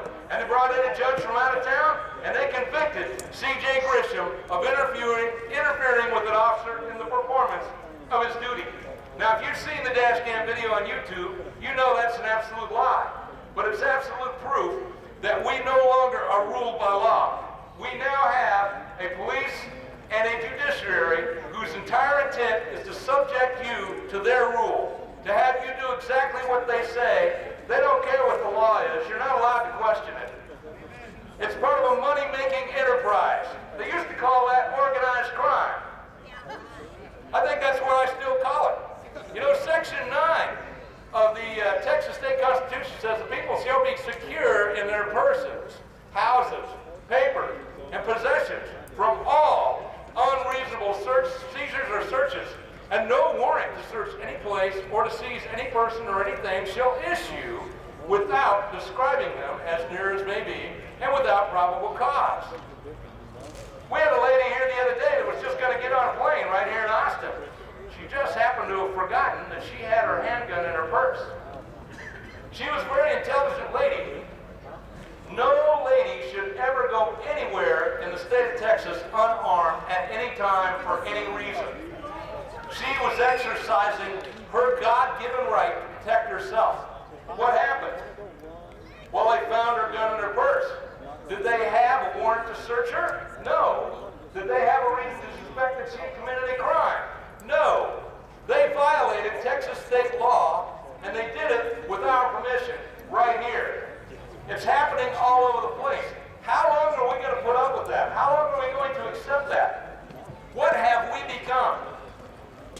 The patriots of the colonies went to war with the greatest military known on the face of the earth, over 0.1% of what you and I put up with. We have got to turn this thing around. We have got to quit accepting this. I mean, it is ridiculous that those patriots down there who are law-abiding individuals are held outside of the Capitol gates because the real criminals, District 7 DPS, don't want any competition. That's exactly what it comes to, and that's why they're there. That's why I'm open carrying my banana today, because I really did want to give my speech, and I didn't want to go to jail for exercising my constitutional rights. But you know what? I can walk into that Capitol building with my 6-hour P-225. And all I got to do is present my CHL and walk right in with an honest-to-God deadly weapon. Now, on what planet does that make sense? On planet Bizarro, that's where it makes sense. But it makes no sense here. Yet, DPS District 7 doesn't use common sense. They don't understand the law. They don't enforce the law. They make up their own law. It's time for us to stand against tyranny. I love seeing how many of you there are here today. There's probably, I don't know, maybe 600, 700 people here today. There should be 50,000. It's time for us to invoke the Terry Holcomb doctrine. The Terry Holcomb doctrine is simply this.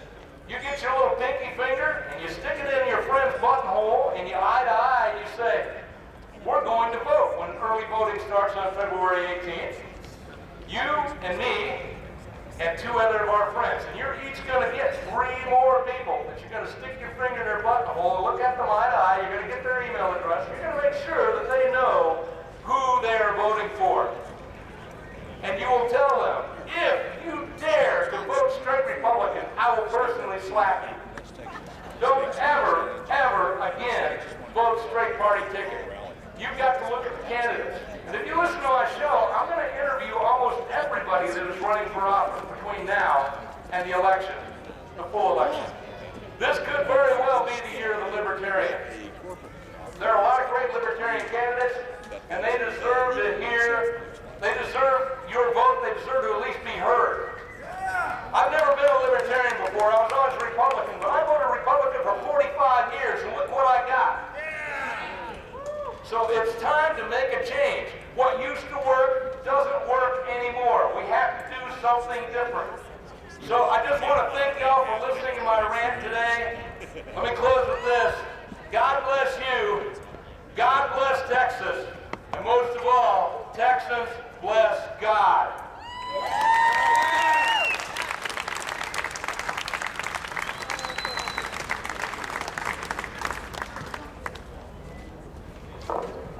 We got some amazing people out here today, don't we?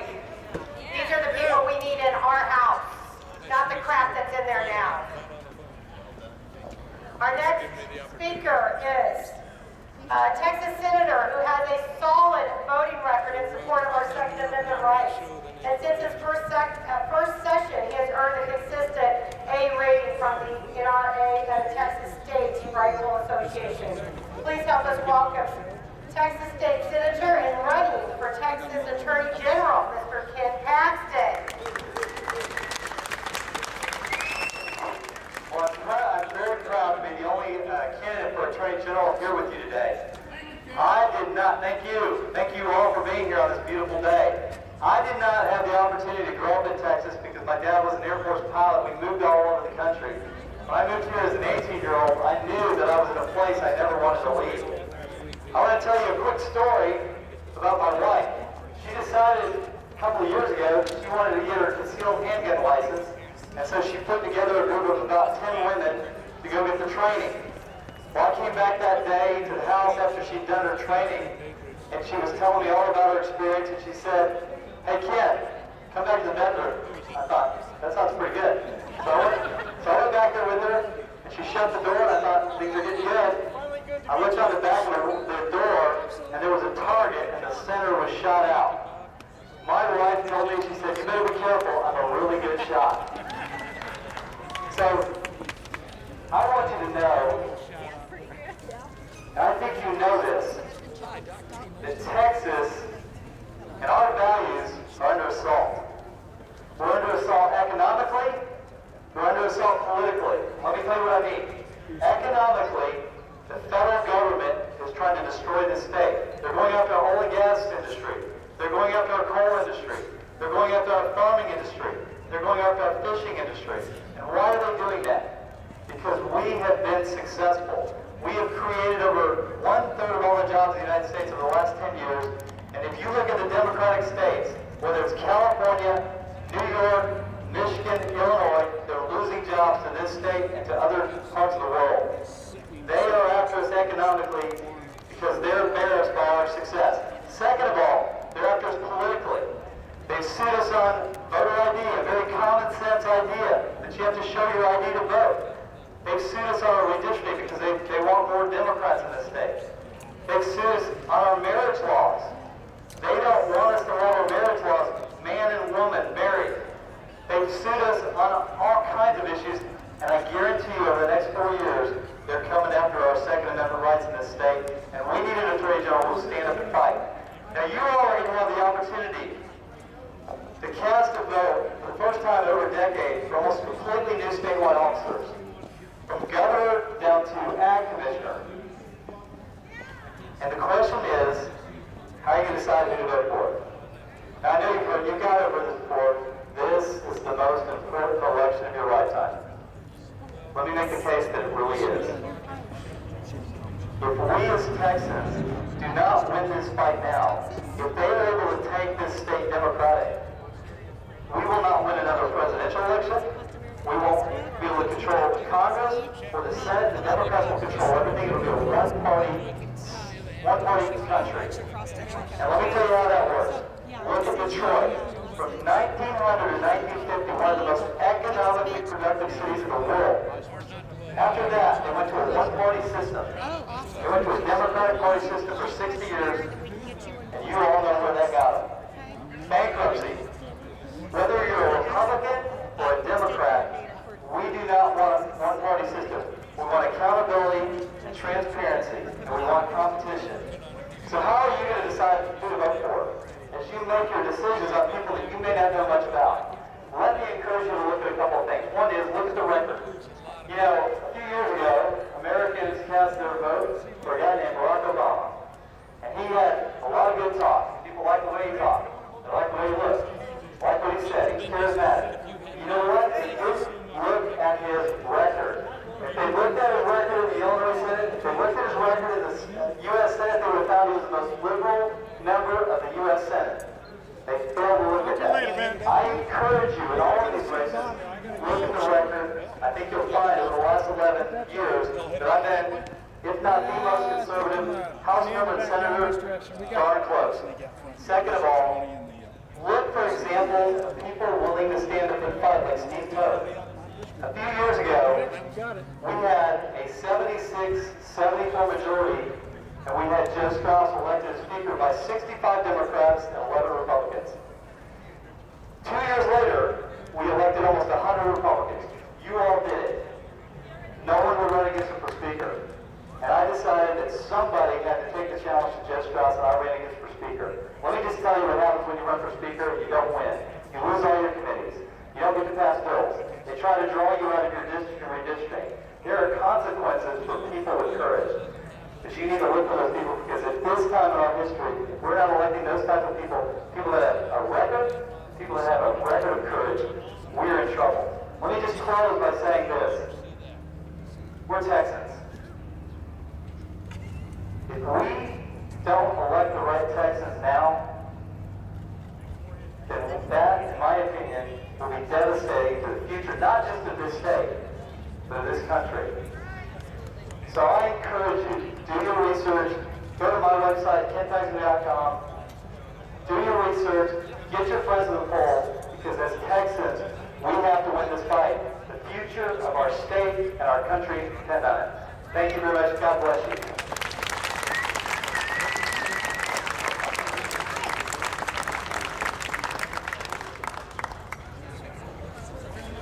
Our last female to speak of the day. Our next speaker is a strong supporter of our Second Amendment. As you can all see, she has spoken at our county events in Temple, and she has been spoken at the Alamo when, again, our gun owners stood united. She proves women also have a strong belief in our Constitution and can be a force to be reckoned with. Please help us welcome running for Texas Governor, Ms. Cathie Glass.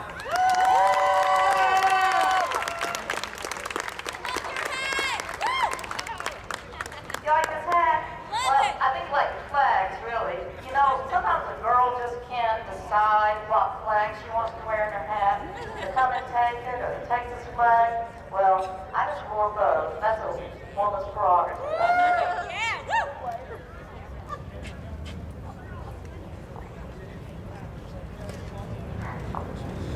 The people of Texas and all Americans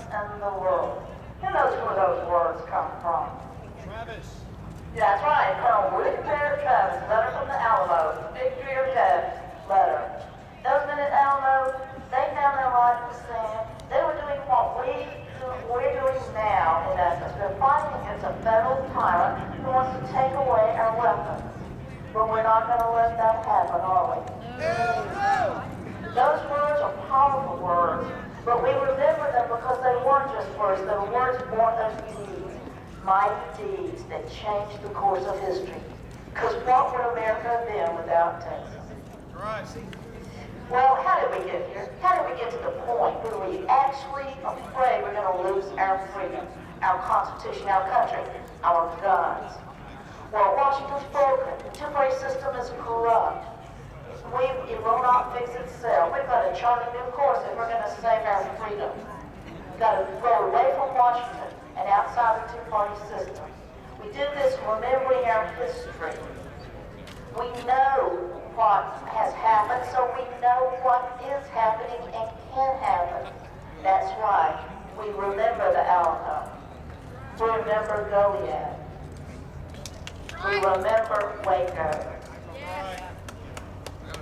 Well, let me tell you how I came to this point in my life. I was born in Beaufort, Georgia. First person in my family to go to college, work my way to college, law school. Then on 7/7 of 77, I came to Texas.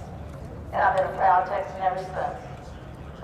I married my husband, Tom Glass. Where's Tom? Tom, a good Aggie. We set up house even in Houston and raised 2 kids. I practiced law, had my own law firm. And then in about 2009, I realized that what was happening to us wasn't just an academic problem or a theoretical thing or something that might happen. No, I realized the way things were going, I was going to outlive my country. Yep. And that's what's supposed to happen. It's not going to happen. I know we're down, we're behind, because these forces of tyranny have been at this relentlessly, persistently, for a lot longer than we realize. So that they have the advantage over us, but I'm not going down without a fight. No, if they want my freedom, my liberty that badly, they're going to have to come and take it. So I have to set this going. Well, right down a month ago, why Texas? Because Washington's broken. Ronald Reagan said America's freedom's last stand. I think Texas is America's last stand. That's right. But Washington is broken and Austin isn't that much better. But we do have a chance to turn it around, and we have to right here. We're going to take our country back, one state at a time, and starting in Texas. That's right.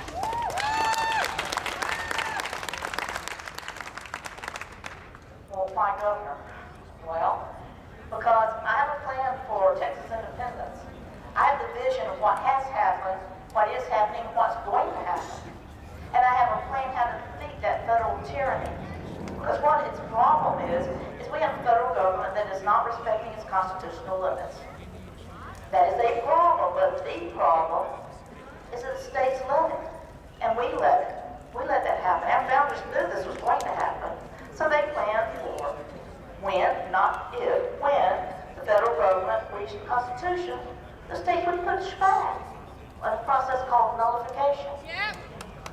So that's what we have to do. I'm going to go into nullification. I'd love to tell you more about it, but this girl probably understands it pretty well. I'll tell you 2 things it's not. It's not secession. And it is not suing the federal government. Can you hear me, Craig Abbott? It is not going into federal court and pleading for permission to act like the sovereign that you are. Sometimes you win, more times you lose, and you've lost your liberty. So anybody who thinks that is going to be what saves us, anybody here think the Supreme Court is going to be what saves our Constitution, our liberty? No. So that's a fool's game, and I don't play it. No, nullification is just demanding that your 10th Amendment sovereignty be respected, and not taking any excuses. But that's my plan for Texas independence. Won't go into detail, but every aspect of it is designed for that day when Washington is not just broken, but it's totally collapsed. And everything we've come to depend on Washington for, rightly or wrongly, isn't there anymore. Like 40% of our Texas state budget, we no longer have a functioning currency. Now, I plan for Texas independence is where we can stand strong, even when the hard times come, because we know they're coming. You can't have $17 trillion in debt and expect to have a functioning currency and not master chaos and collapse. But when we have this plan, when we get ready for this, a way that we can do things for ourselves, so we can secure our border using the Texas State Guard. Don't rely on Washington. So we can get our fiscal house in order. So when that 40% of our budget that comes from Washington evaporates, we can still carry on, go forward. A way to defend our property rights, whether it's our land rights being taken away from us by eminent domain, our water rights being stolen under this Prop 6 fiasco. And I'll tell you, the last speaker, every single one in the state Senate voted for that measure that became Prop 6. Every single one, and most numbers in the House. I coined the term Nick's Prop 6, and I worked to defeat it. What's this Prop 6 mean?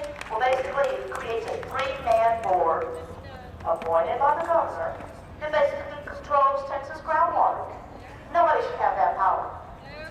But if you're going to have it, we've got it now, you need to have the right governor that will appoint the right people, that will not cater to the rich and powerful, stealing water from our aquifers and sending it to urban areas to support developments that never should have been done in the first place, because there's no water there.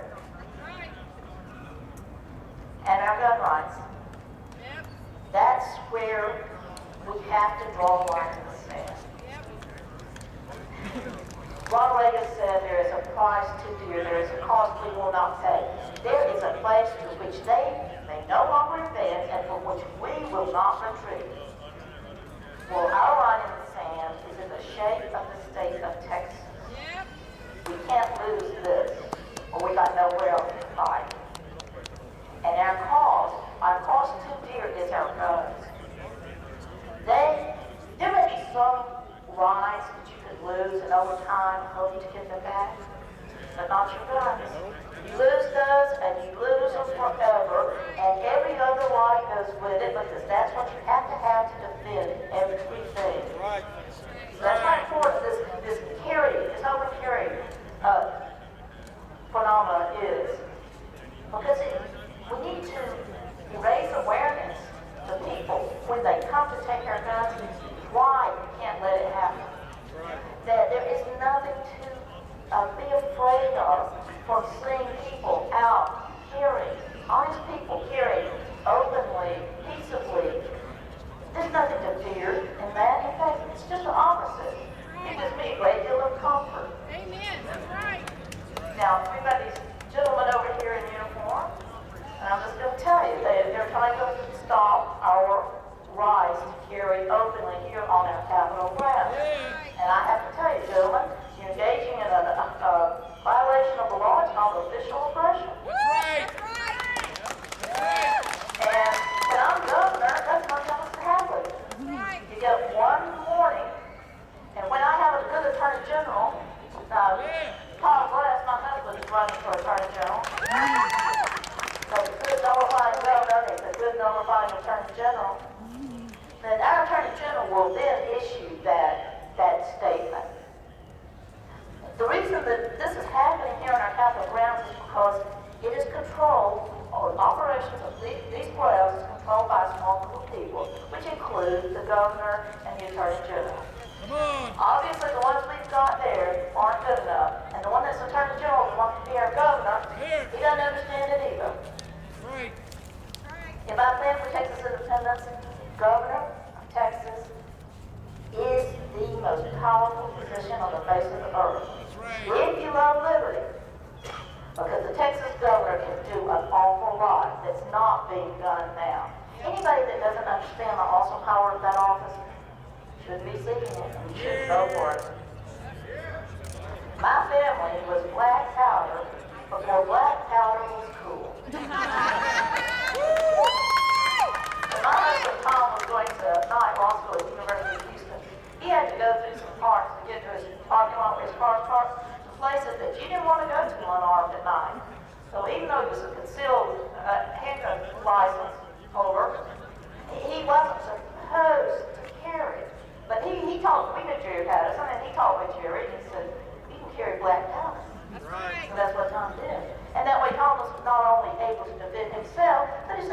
escort women in his class to their cars at night. So that's how important it is. But that's how long we've been trying to work around the edges to get at our gun rights. And now, am I for this open carry bill that passed, that was introduced in the last session? Not really. Because I don't want to pass new laws. I want to repeal the ones that exist that are interfering with our rights to carry. To exercise the gun rights that we have. That's what I want to do. So there you have it. I want to be Texas governor because I think Texas is where we make this stand. But we have to have a leader. We're in the battle, as my sign says, we're in the battle for America. Texas is the battleground. But we're not battle ready because we have no leaders. That's right. We need not just I want to be a leader. I want to be the leader that occupies the governor's mansion. Oh, somebody says, where's Greg Abbott now? I don't know where he is now, but I know where he can't be come November, and that's in the governor's mansion. That's right. Needs a vacation. Who can help? On vacation. Well, there is a doctor in the house, isn't there? Right. But that's why I want to do this. When I ran for governor in 2010, some people would ask me, are you going to run for president? I would say, I want to be Texas governor. Why would I accept a demotion? That's right. Because I do understand. I understand the fight we're in.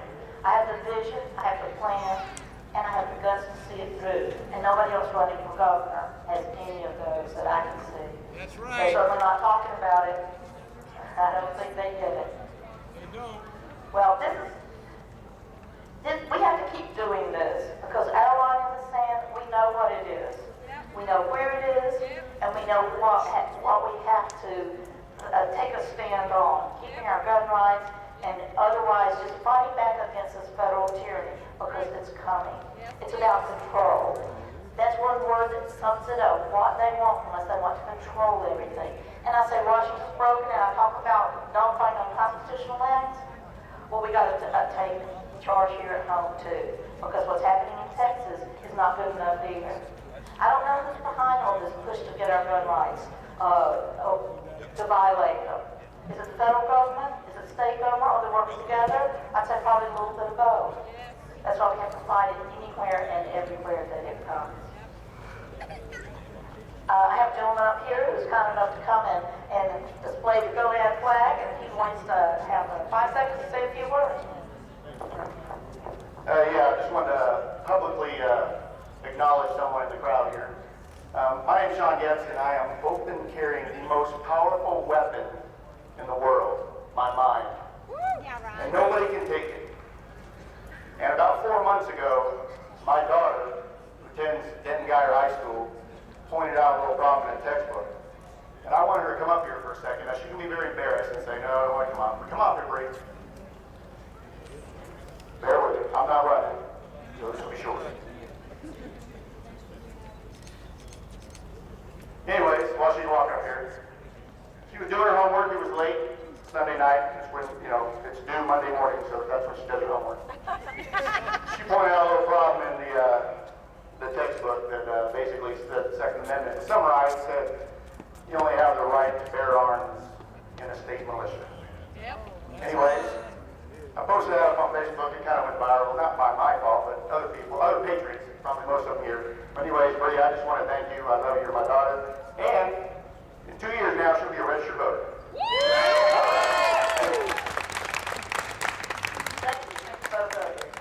Way to keep your head up, girl. Watch that. I want to leave on a positive note. I know how this thing ends. The good guys win. Yes. I read the last chapter of the book. I've seen the end of the movie. The forces of liberty will defeat the forces of tyranny. But it doesn't just happen. No, not just happen. We got to fight. We got to do what we do in here. We can't do it one at a time. I'm an individualist. Yes. But we have to join together as individuals because they'll pick us off one at a time. Otherwise, they're and we have to be too. Yeah. But we can do this because the men at the Alamo, they did this. I'll leave you with some words, more words from Colonel Travis. Never retreat, never surrender. Yes. So, that sounds good. I like those words. You want to say them with me? Let's go. Never retreat, never surrender. Never retreat, never surrender. Never retreat, never surrender. That's good. So, us working together, Texans can do again what we have done before, and that is face down a federal tyrant and change the course of history. Thank you very much.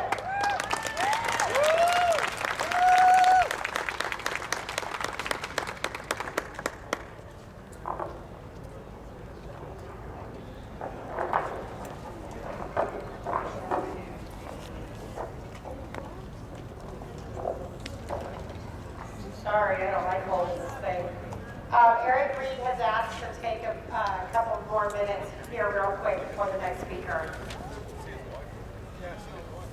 I just want to make a quick statement. Cathie Glass posed a question, and I think it's a question that deserves an answer. She said, "Where is Greg Abbott?" And I think all of you deserve an answer to that. I asked Greg Abbott's team for him to speak today, for him to come out, and for him to take a stand for our Second Amendment. Attorney General Abbott had other obligations. That's politics talk for kiss my ass. So, there's the answer, folks. Without further ado, back to Tam. Where's Rick Perry? Good question. Rick Perry wouldn't even call a special session for our gun bills when we asked him to. That tells you where he stands on our Second Amendment as well. Ex-Democrat. Yeah. Closet liberal. We have one, Chris Poole asked to speak for just for 60 seconds. All right, guys, breath is the soul of wit. I'm not very witty, so I might as well be brief. Plus, I don't want to make Tammy mad. My name's Trent Poole, and I'm here today representing my father, Joe Poole, who's running for Supreme Court. And to all of you constitutionalists out there, you shouldn't look at the Supreme Court races as the bottom ones on the ballot before you get to your local races. You need to put them at the top. Because right now, the will of the people of these United States is not being respected. When you look at the Supreme Court, there are 9 people, and 7 of those have been appointed to their current position by our governor. And when you look at it even further, you'll see they're overturning jury verdicts 74% of the time in favor of big business and corporations. Is that respecting the will of the people? No! I don't think so either. My father is Joe Poole. He's one man running for election against a primary opposition opponent, an appointed justice. There's 2 others. Look at them all. Vet these guys. Joe Poole's a Christian constitutional conservative, Second Amendment absolutist. He has the support of Texan gun rights, Michelle Prescott, huge support of Oath Keepers and every organization here. Please, guys, remember, on March 4th, we can make a change. Pull your votes, pull your constitutions, pull your bank accounts because we're raising money, and vote Joe Poole Jr. for Supreme Court. Thank you so much. God bless.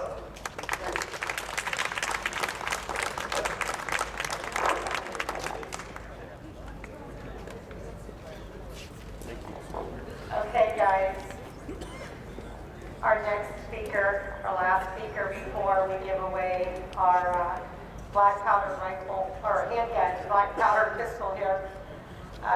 He supports Texas, and you can tell in 1993, in his very first session as Texas State Senator, he passed a concealed handgun law, House Bill 1776. But Governor Ann Richards vetoed that bill. He didn't give up. In his second session, he authored and passed Senate Bill 60, the Texas Concealed Handgun Law, that George W. Bush signed into law. That's why we have concealed carry now in Texas. He has always maintained an A+ rating from the NRA. And if you look at his website, which I did to get information, the very first topic is your Second Amendment. It's not the water, it's not healthcare, it is your Second Amendment.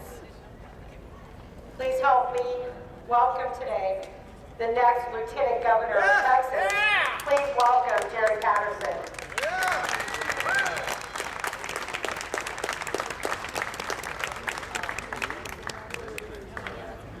Small delay. Jerry Patterson.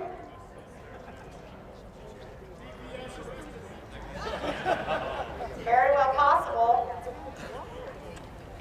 Okay then, well, if Jerry showed, maybe when Kathie got detained. Let's let our oath keeper, Mr. Chaplain Gypsy Roberts, speak for a minute, and then we will be giving away our black powder pistol.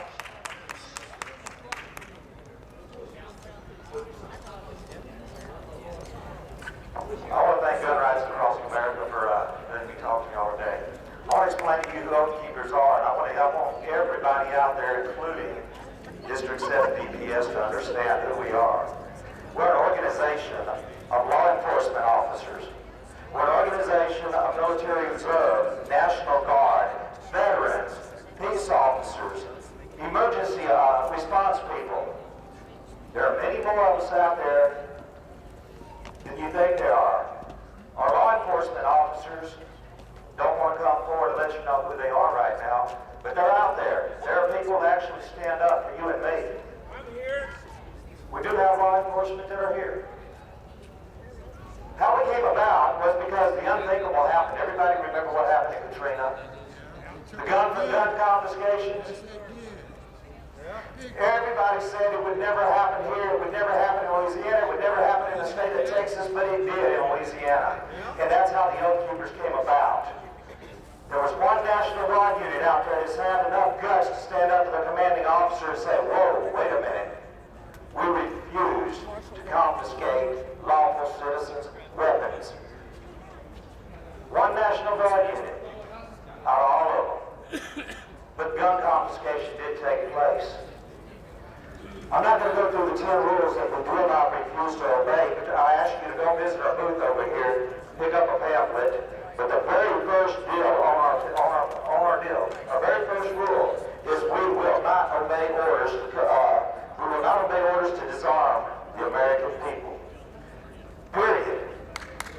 That includes the law enforcement officers out here, as you just said, that refuse to disarm the American people. But there's a whole lot of them. Now you've got to turn around and you've got to ask yourself, any law enforcement that's here, and that includes District 7 DPS, are y'all paying attention? Because y'all need to ask yourself where you're going to draw the line in the sand. Do you want your children growing up into society that you are now perpetuating on us? It's your children that are going to have to grow up making or living with the rules that you are now enforcing. Where do you draw the line in the sand, folks? I want to clear up something else. They brought out the word militia 3 or 4 times today by different speakers.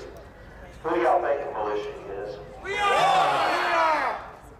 Exactly. We are the unorganized militia. In the Constitution, long before the Second Amendment, Article 1, Section 8, Clause 15 and 16. Anybody got the Constitution? Dig it out and read it. It defines the militia and who we are. The militia is every able body, every able man, woman, and child able to hold a gun to protect the country that we live in. That's everybody. That's not, so when they don't telling you that only the state militia is allowed to own a weapon, guess what, folks? That's us. We are the militia. When are the people going to get, what are the state troopers, what are the law enforcement, when is anybody going to get that through their head? We are the militia. We are the ones that are supposed to protect and defend the country. That's right. Us. That's right. So people, it's time to make it, like they said, this election right here, this midterm election, is going to decide it. This is is going to decide it for you and me, because if this House turns Democrat, we will never win another election again, and we will lose every single gun right we've had. If anybody's ever been to one of my presentations, I go down, I'm not going to do it today, but I go down to the Bill of Rights. All 10 of our Bill of Rights. If you go down through them and you understand the Patriot Act and you understand what's going on today, you will find that all 10 of our Bill of Rights, our federal government is violating them right now. That's right. Unless we stand up and do something about it right now, we're not going to get a chance to. We're going to become a European country real quick. It's time we stand up. Now I want to give you a unique history lesson real quick. I want y'all to look at this state building right here. You know the very tip top of this Capitol is 15 foot taller than our federal Capitol in Washington, D.C.? Yeah. You know why?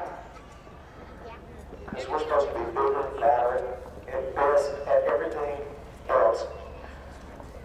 So that's us, guys. We're Texas. We shouldn't be second behind South Carolina defending our rights. South Carolina's beating Texas. We should be the ones standing up right now and saying, hey, we're going to change it. We're going to make the change right now. Folks, once again, stand up for Texas this time around. Put these people in office. Get Terry Holcomb into office. We need good Christian constitutionalists in that house right now. Not tomorrow, but now. Thank you all.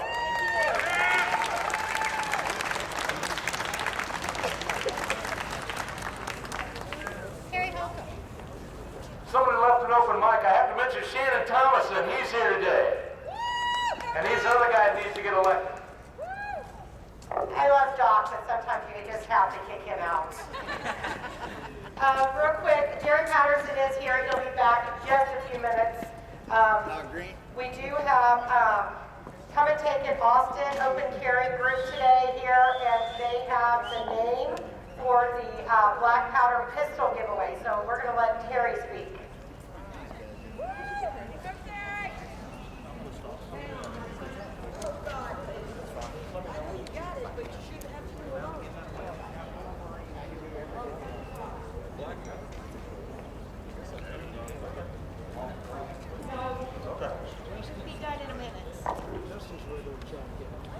I got 15 minutes.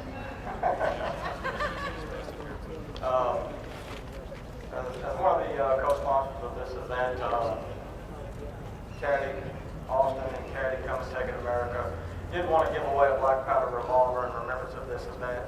But before I announce the name of who they're going to give it away to, right after this event is finished, we're going to have about a 20-minute break to get all the patriots that brought your long guns, black powder revolvers, and things of that nature. Give you time to get off communist property where we can still open carry out there. Go to your vehicles, get your guns. We're going to meet down here. Cathie Austin, this is the Cathie Austin sponsored event. I want to thank them for doing this. They've got a very safe path. They've been walking for a long time. It'll be a great safe event. And so everybody get to your vehicles, get your long guns, black powder pistols, and meet us right here at the South Gate. And then we're going to do a Cathie Austin Freedom Walk from here after this event. With that being said, I'm going to get off here before Cathie throws me off. The winner of the giveaway of the black powder revolver is Matthew Wallbeck. Matthew Wallbeck, is he here today? Where's our? I'm Matthew. If Matthew's here, just go right here to the Cathie Austin flag, and they'll be glad to take care of that. Thank y'all for coming out. God bless you, and God bless Texas.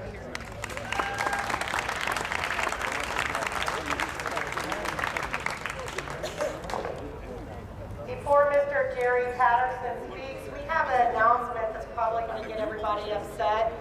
Might just want to stick around for a few minutes. We're going to let Eric Reed let you know, and then Jerry Patterson is going to hopefully be here and speak. Hold on.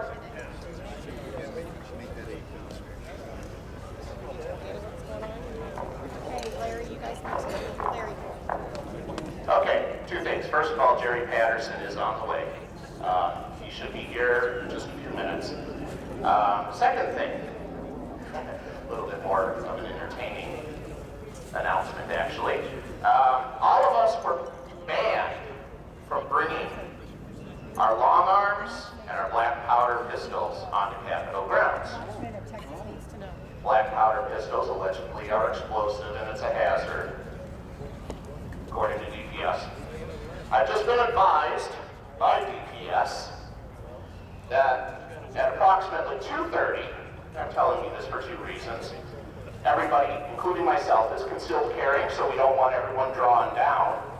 But the other reason is at approximately 2:30 over there, they have long arms and black powder pistols that they're going to be shooting off. But Yep.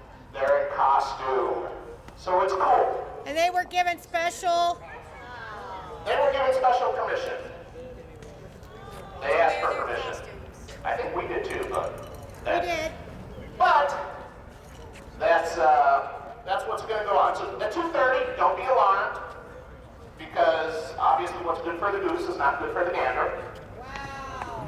So please don't draw your CHL, your legal concealed carry weapons.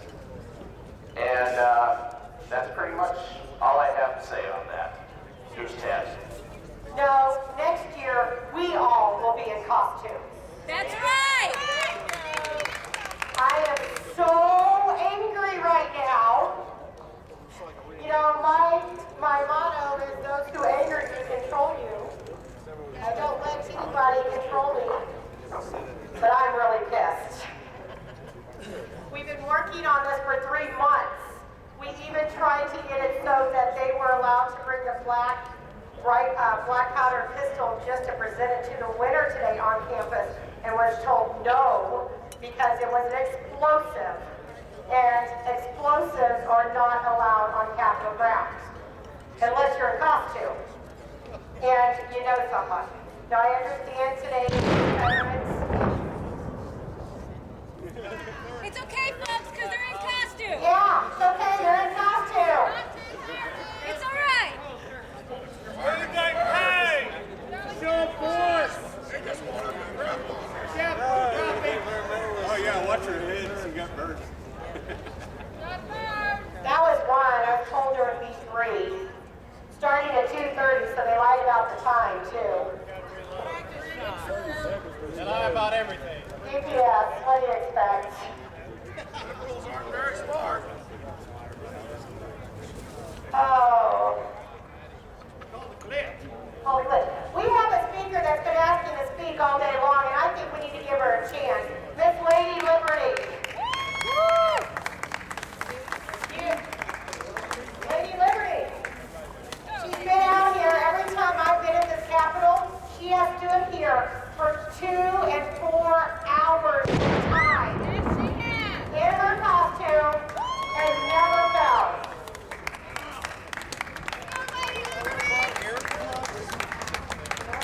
Oh, I'm very much honored to be able to stand before you and see all of your wonderful faces and know that there are people who are truly awake and understand the great need that we have to stick together. If they can divide us, we the people, then we will never be able to stand and prove our point that we are right and true, that we deserve our liberties, God-given and government-given as well, and that no one has the right to infringe upon our rights to live free and happy in pursuit of happiness. Thank you all for being here, and thank you all for honoring me by calling me Lady Liberty. I stand for each and every one of you because I believe you're worth it. I've been coming to this Capitol for 3 years now, and I shall continue to come as often as I can because you are worth it. We all need to understand that we are all worth our civil liberties. Yeah! That's the sound of freedom!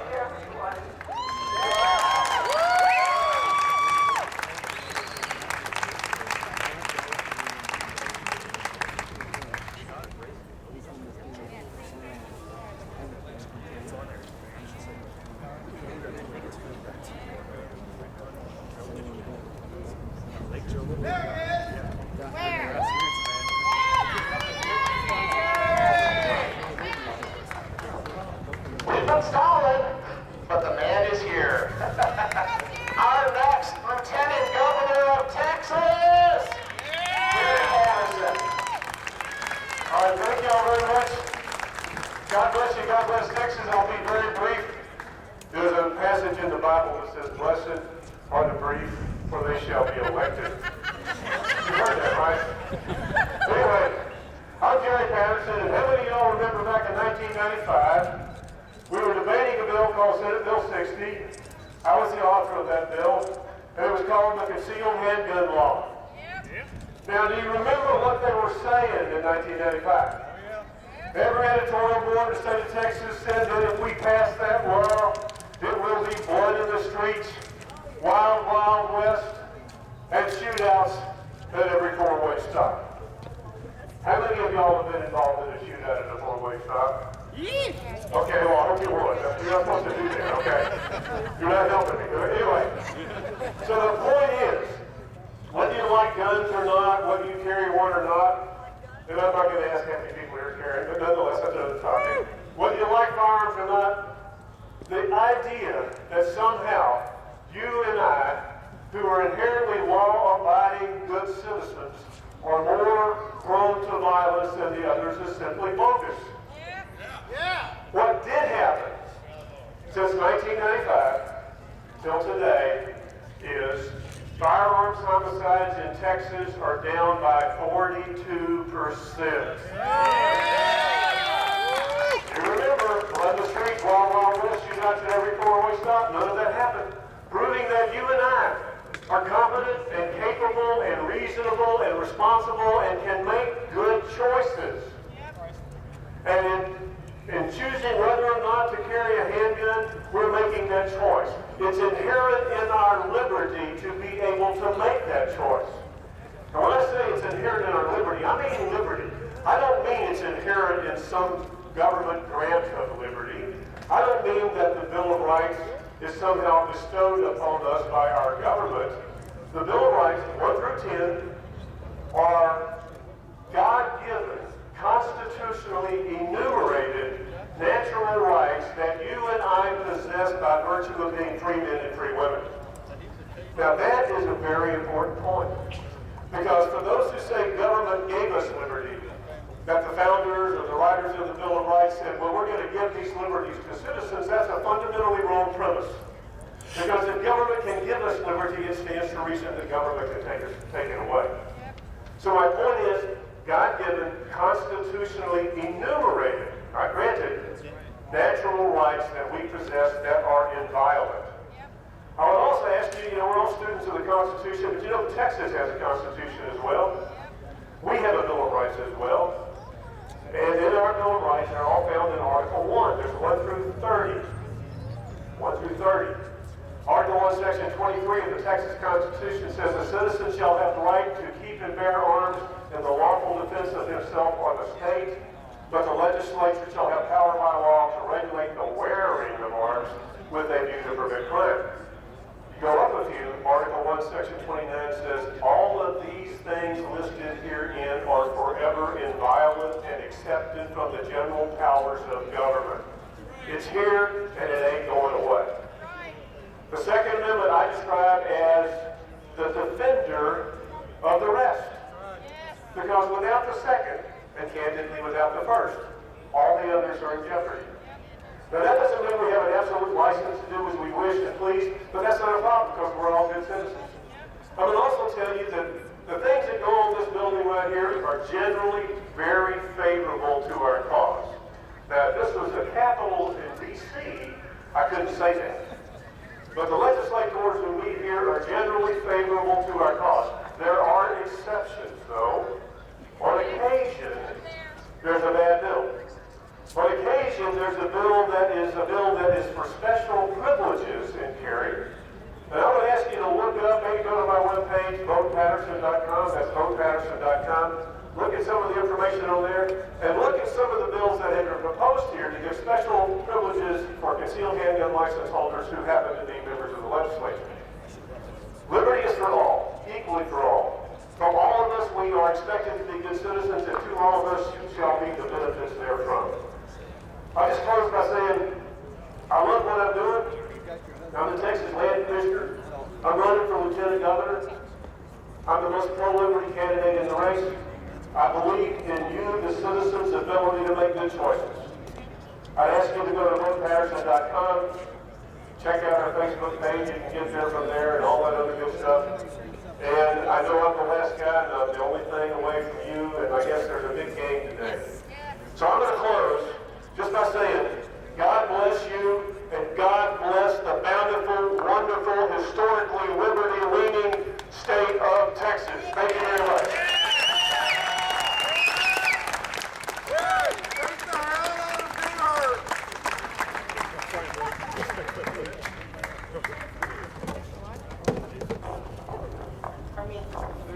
Hey guys, we as Gun Rights Across America owe an apology to the descendants of General Lee. We did not disrespect that group for the fact that they were allowed to do what they've done. They've been doing that for years and years and years. Our disrespect was for the GPS. So we need to, I am going to offer my sincere apologies to this group for tying them into this group. I've also informed him that it was not us that did that, but DPS that tied them together. But we need to apologize. They have a right to be here. And whether it's not favoritism, they've been doing this for years and years and years. Our issue is not with this group. Our issue is with DPS and the legislative session. Thank you very much, and I accept this apology. It was distracting to our event, and we were being talked about. I guarantee you, every one of our members down there are NRA members. Gary Patterson will attest to the fact that we're personal friends. He appears in our brochure. And so I accept the apology and understand that what we did is a living history event. It's not a demonstration or come together to protest against anything. It was strictly a living history event to celebrate Robert E. Lee's birthday. God bless America. God save the South. Thank you.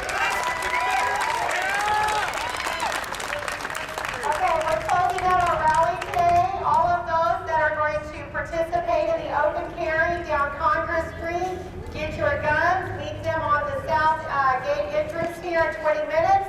They'll be doing the Kathie, come and take it. Austin will be hosting that event. Also, Gun Rights Across America and 3%ers and a couple other groups have t-shirts down there at the south entrance that they're not allowed to be on grounds either selling.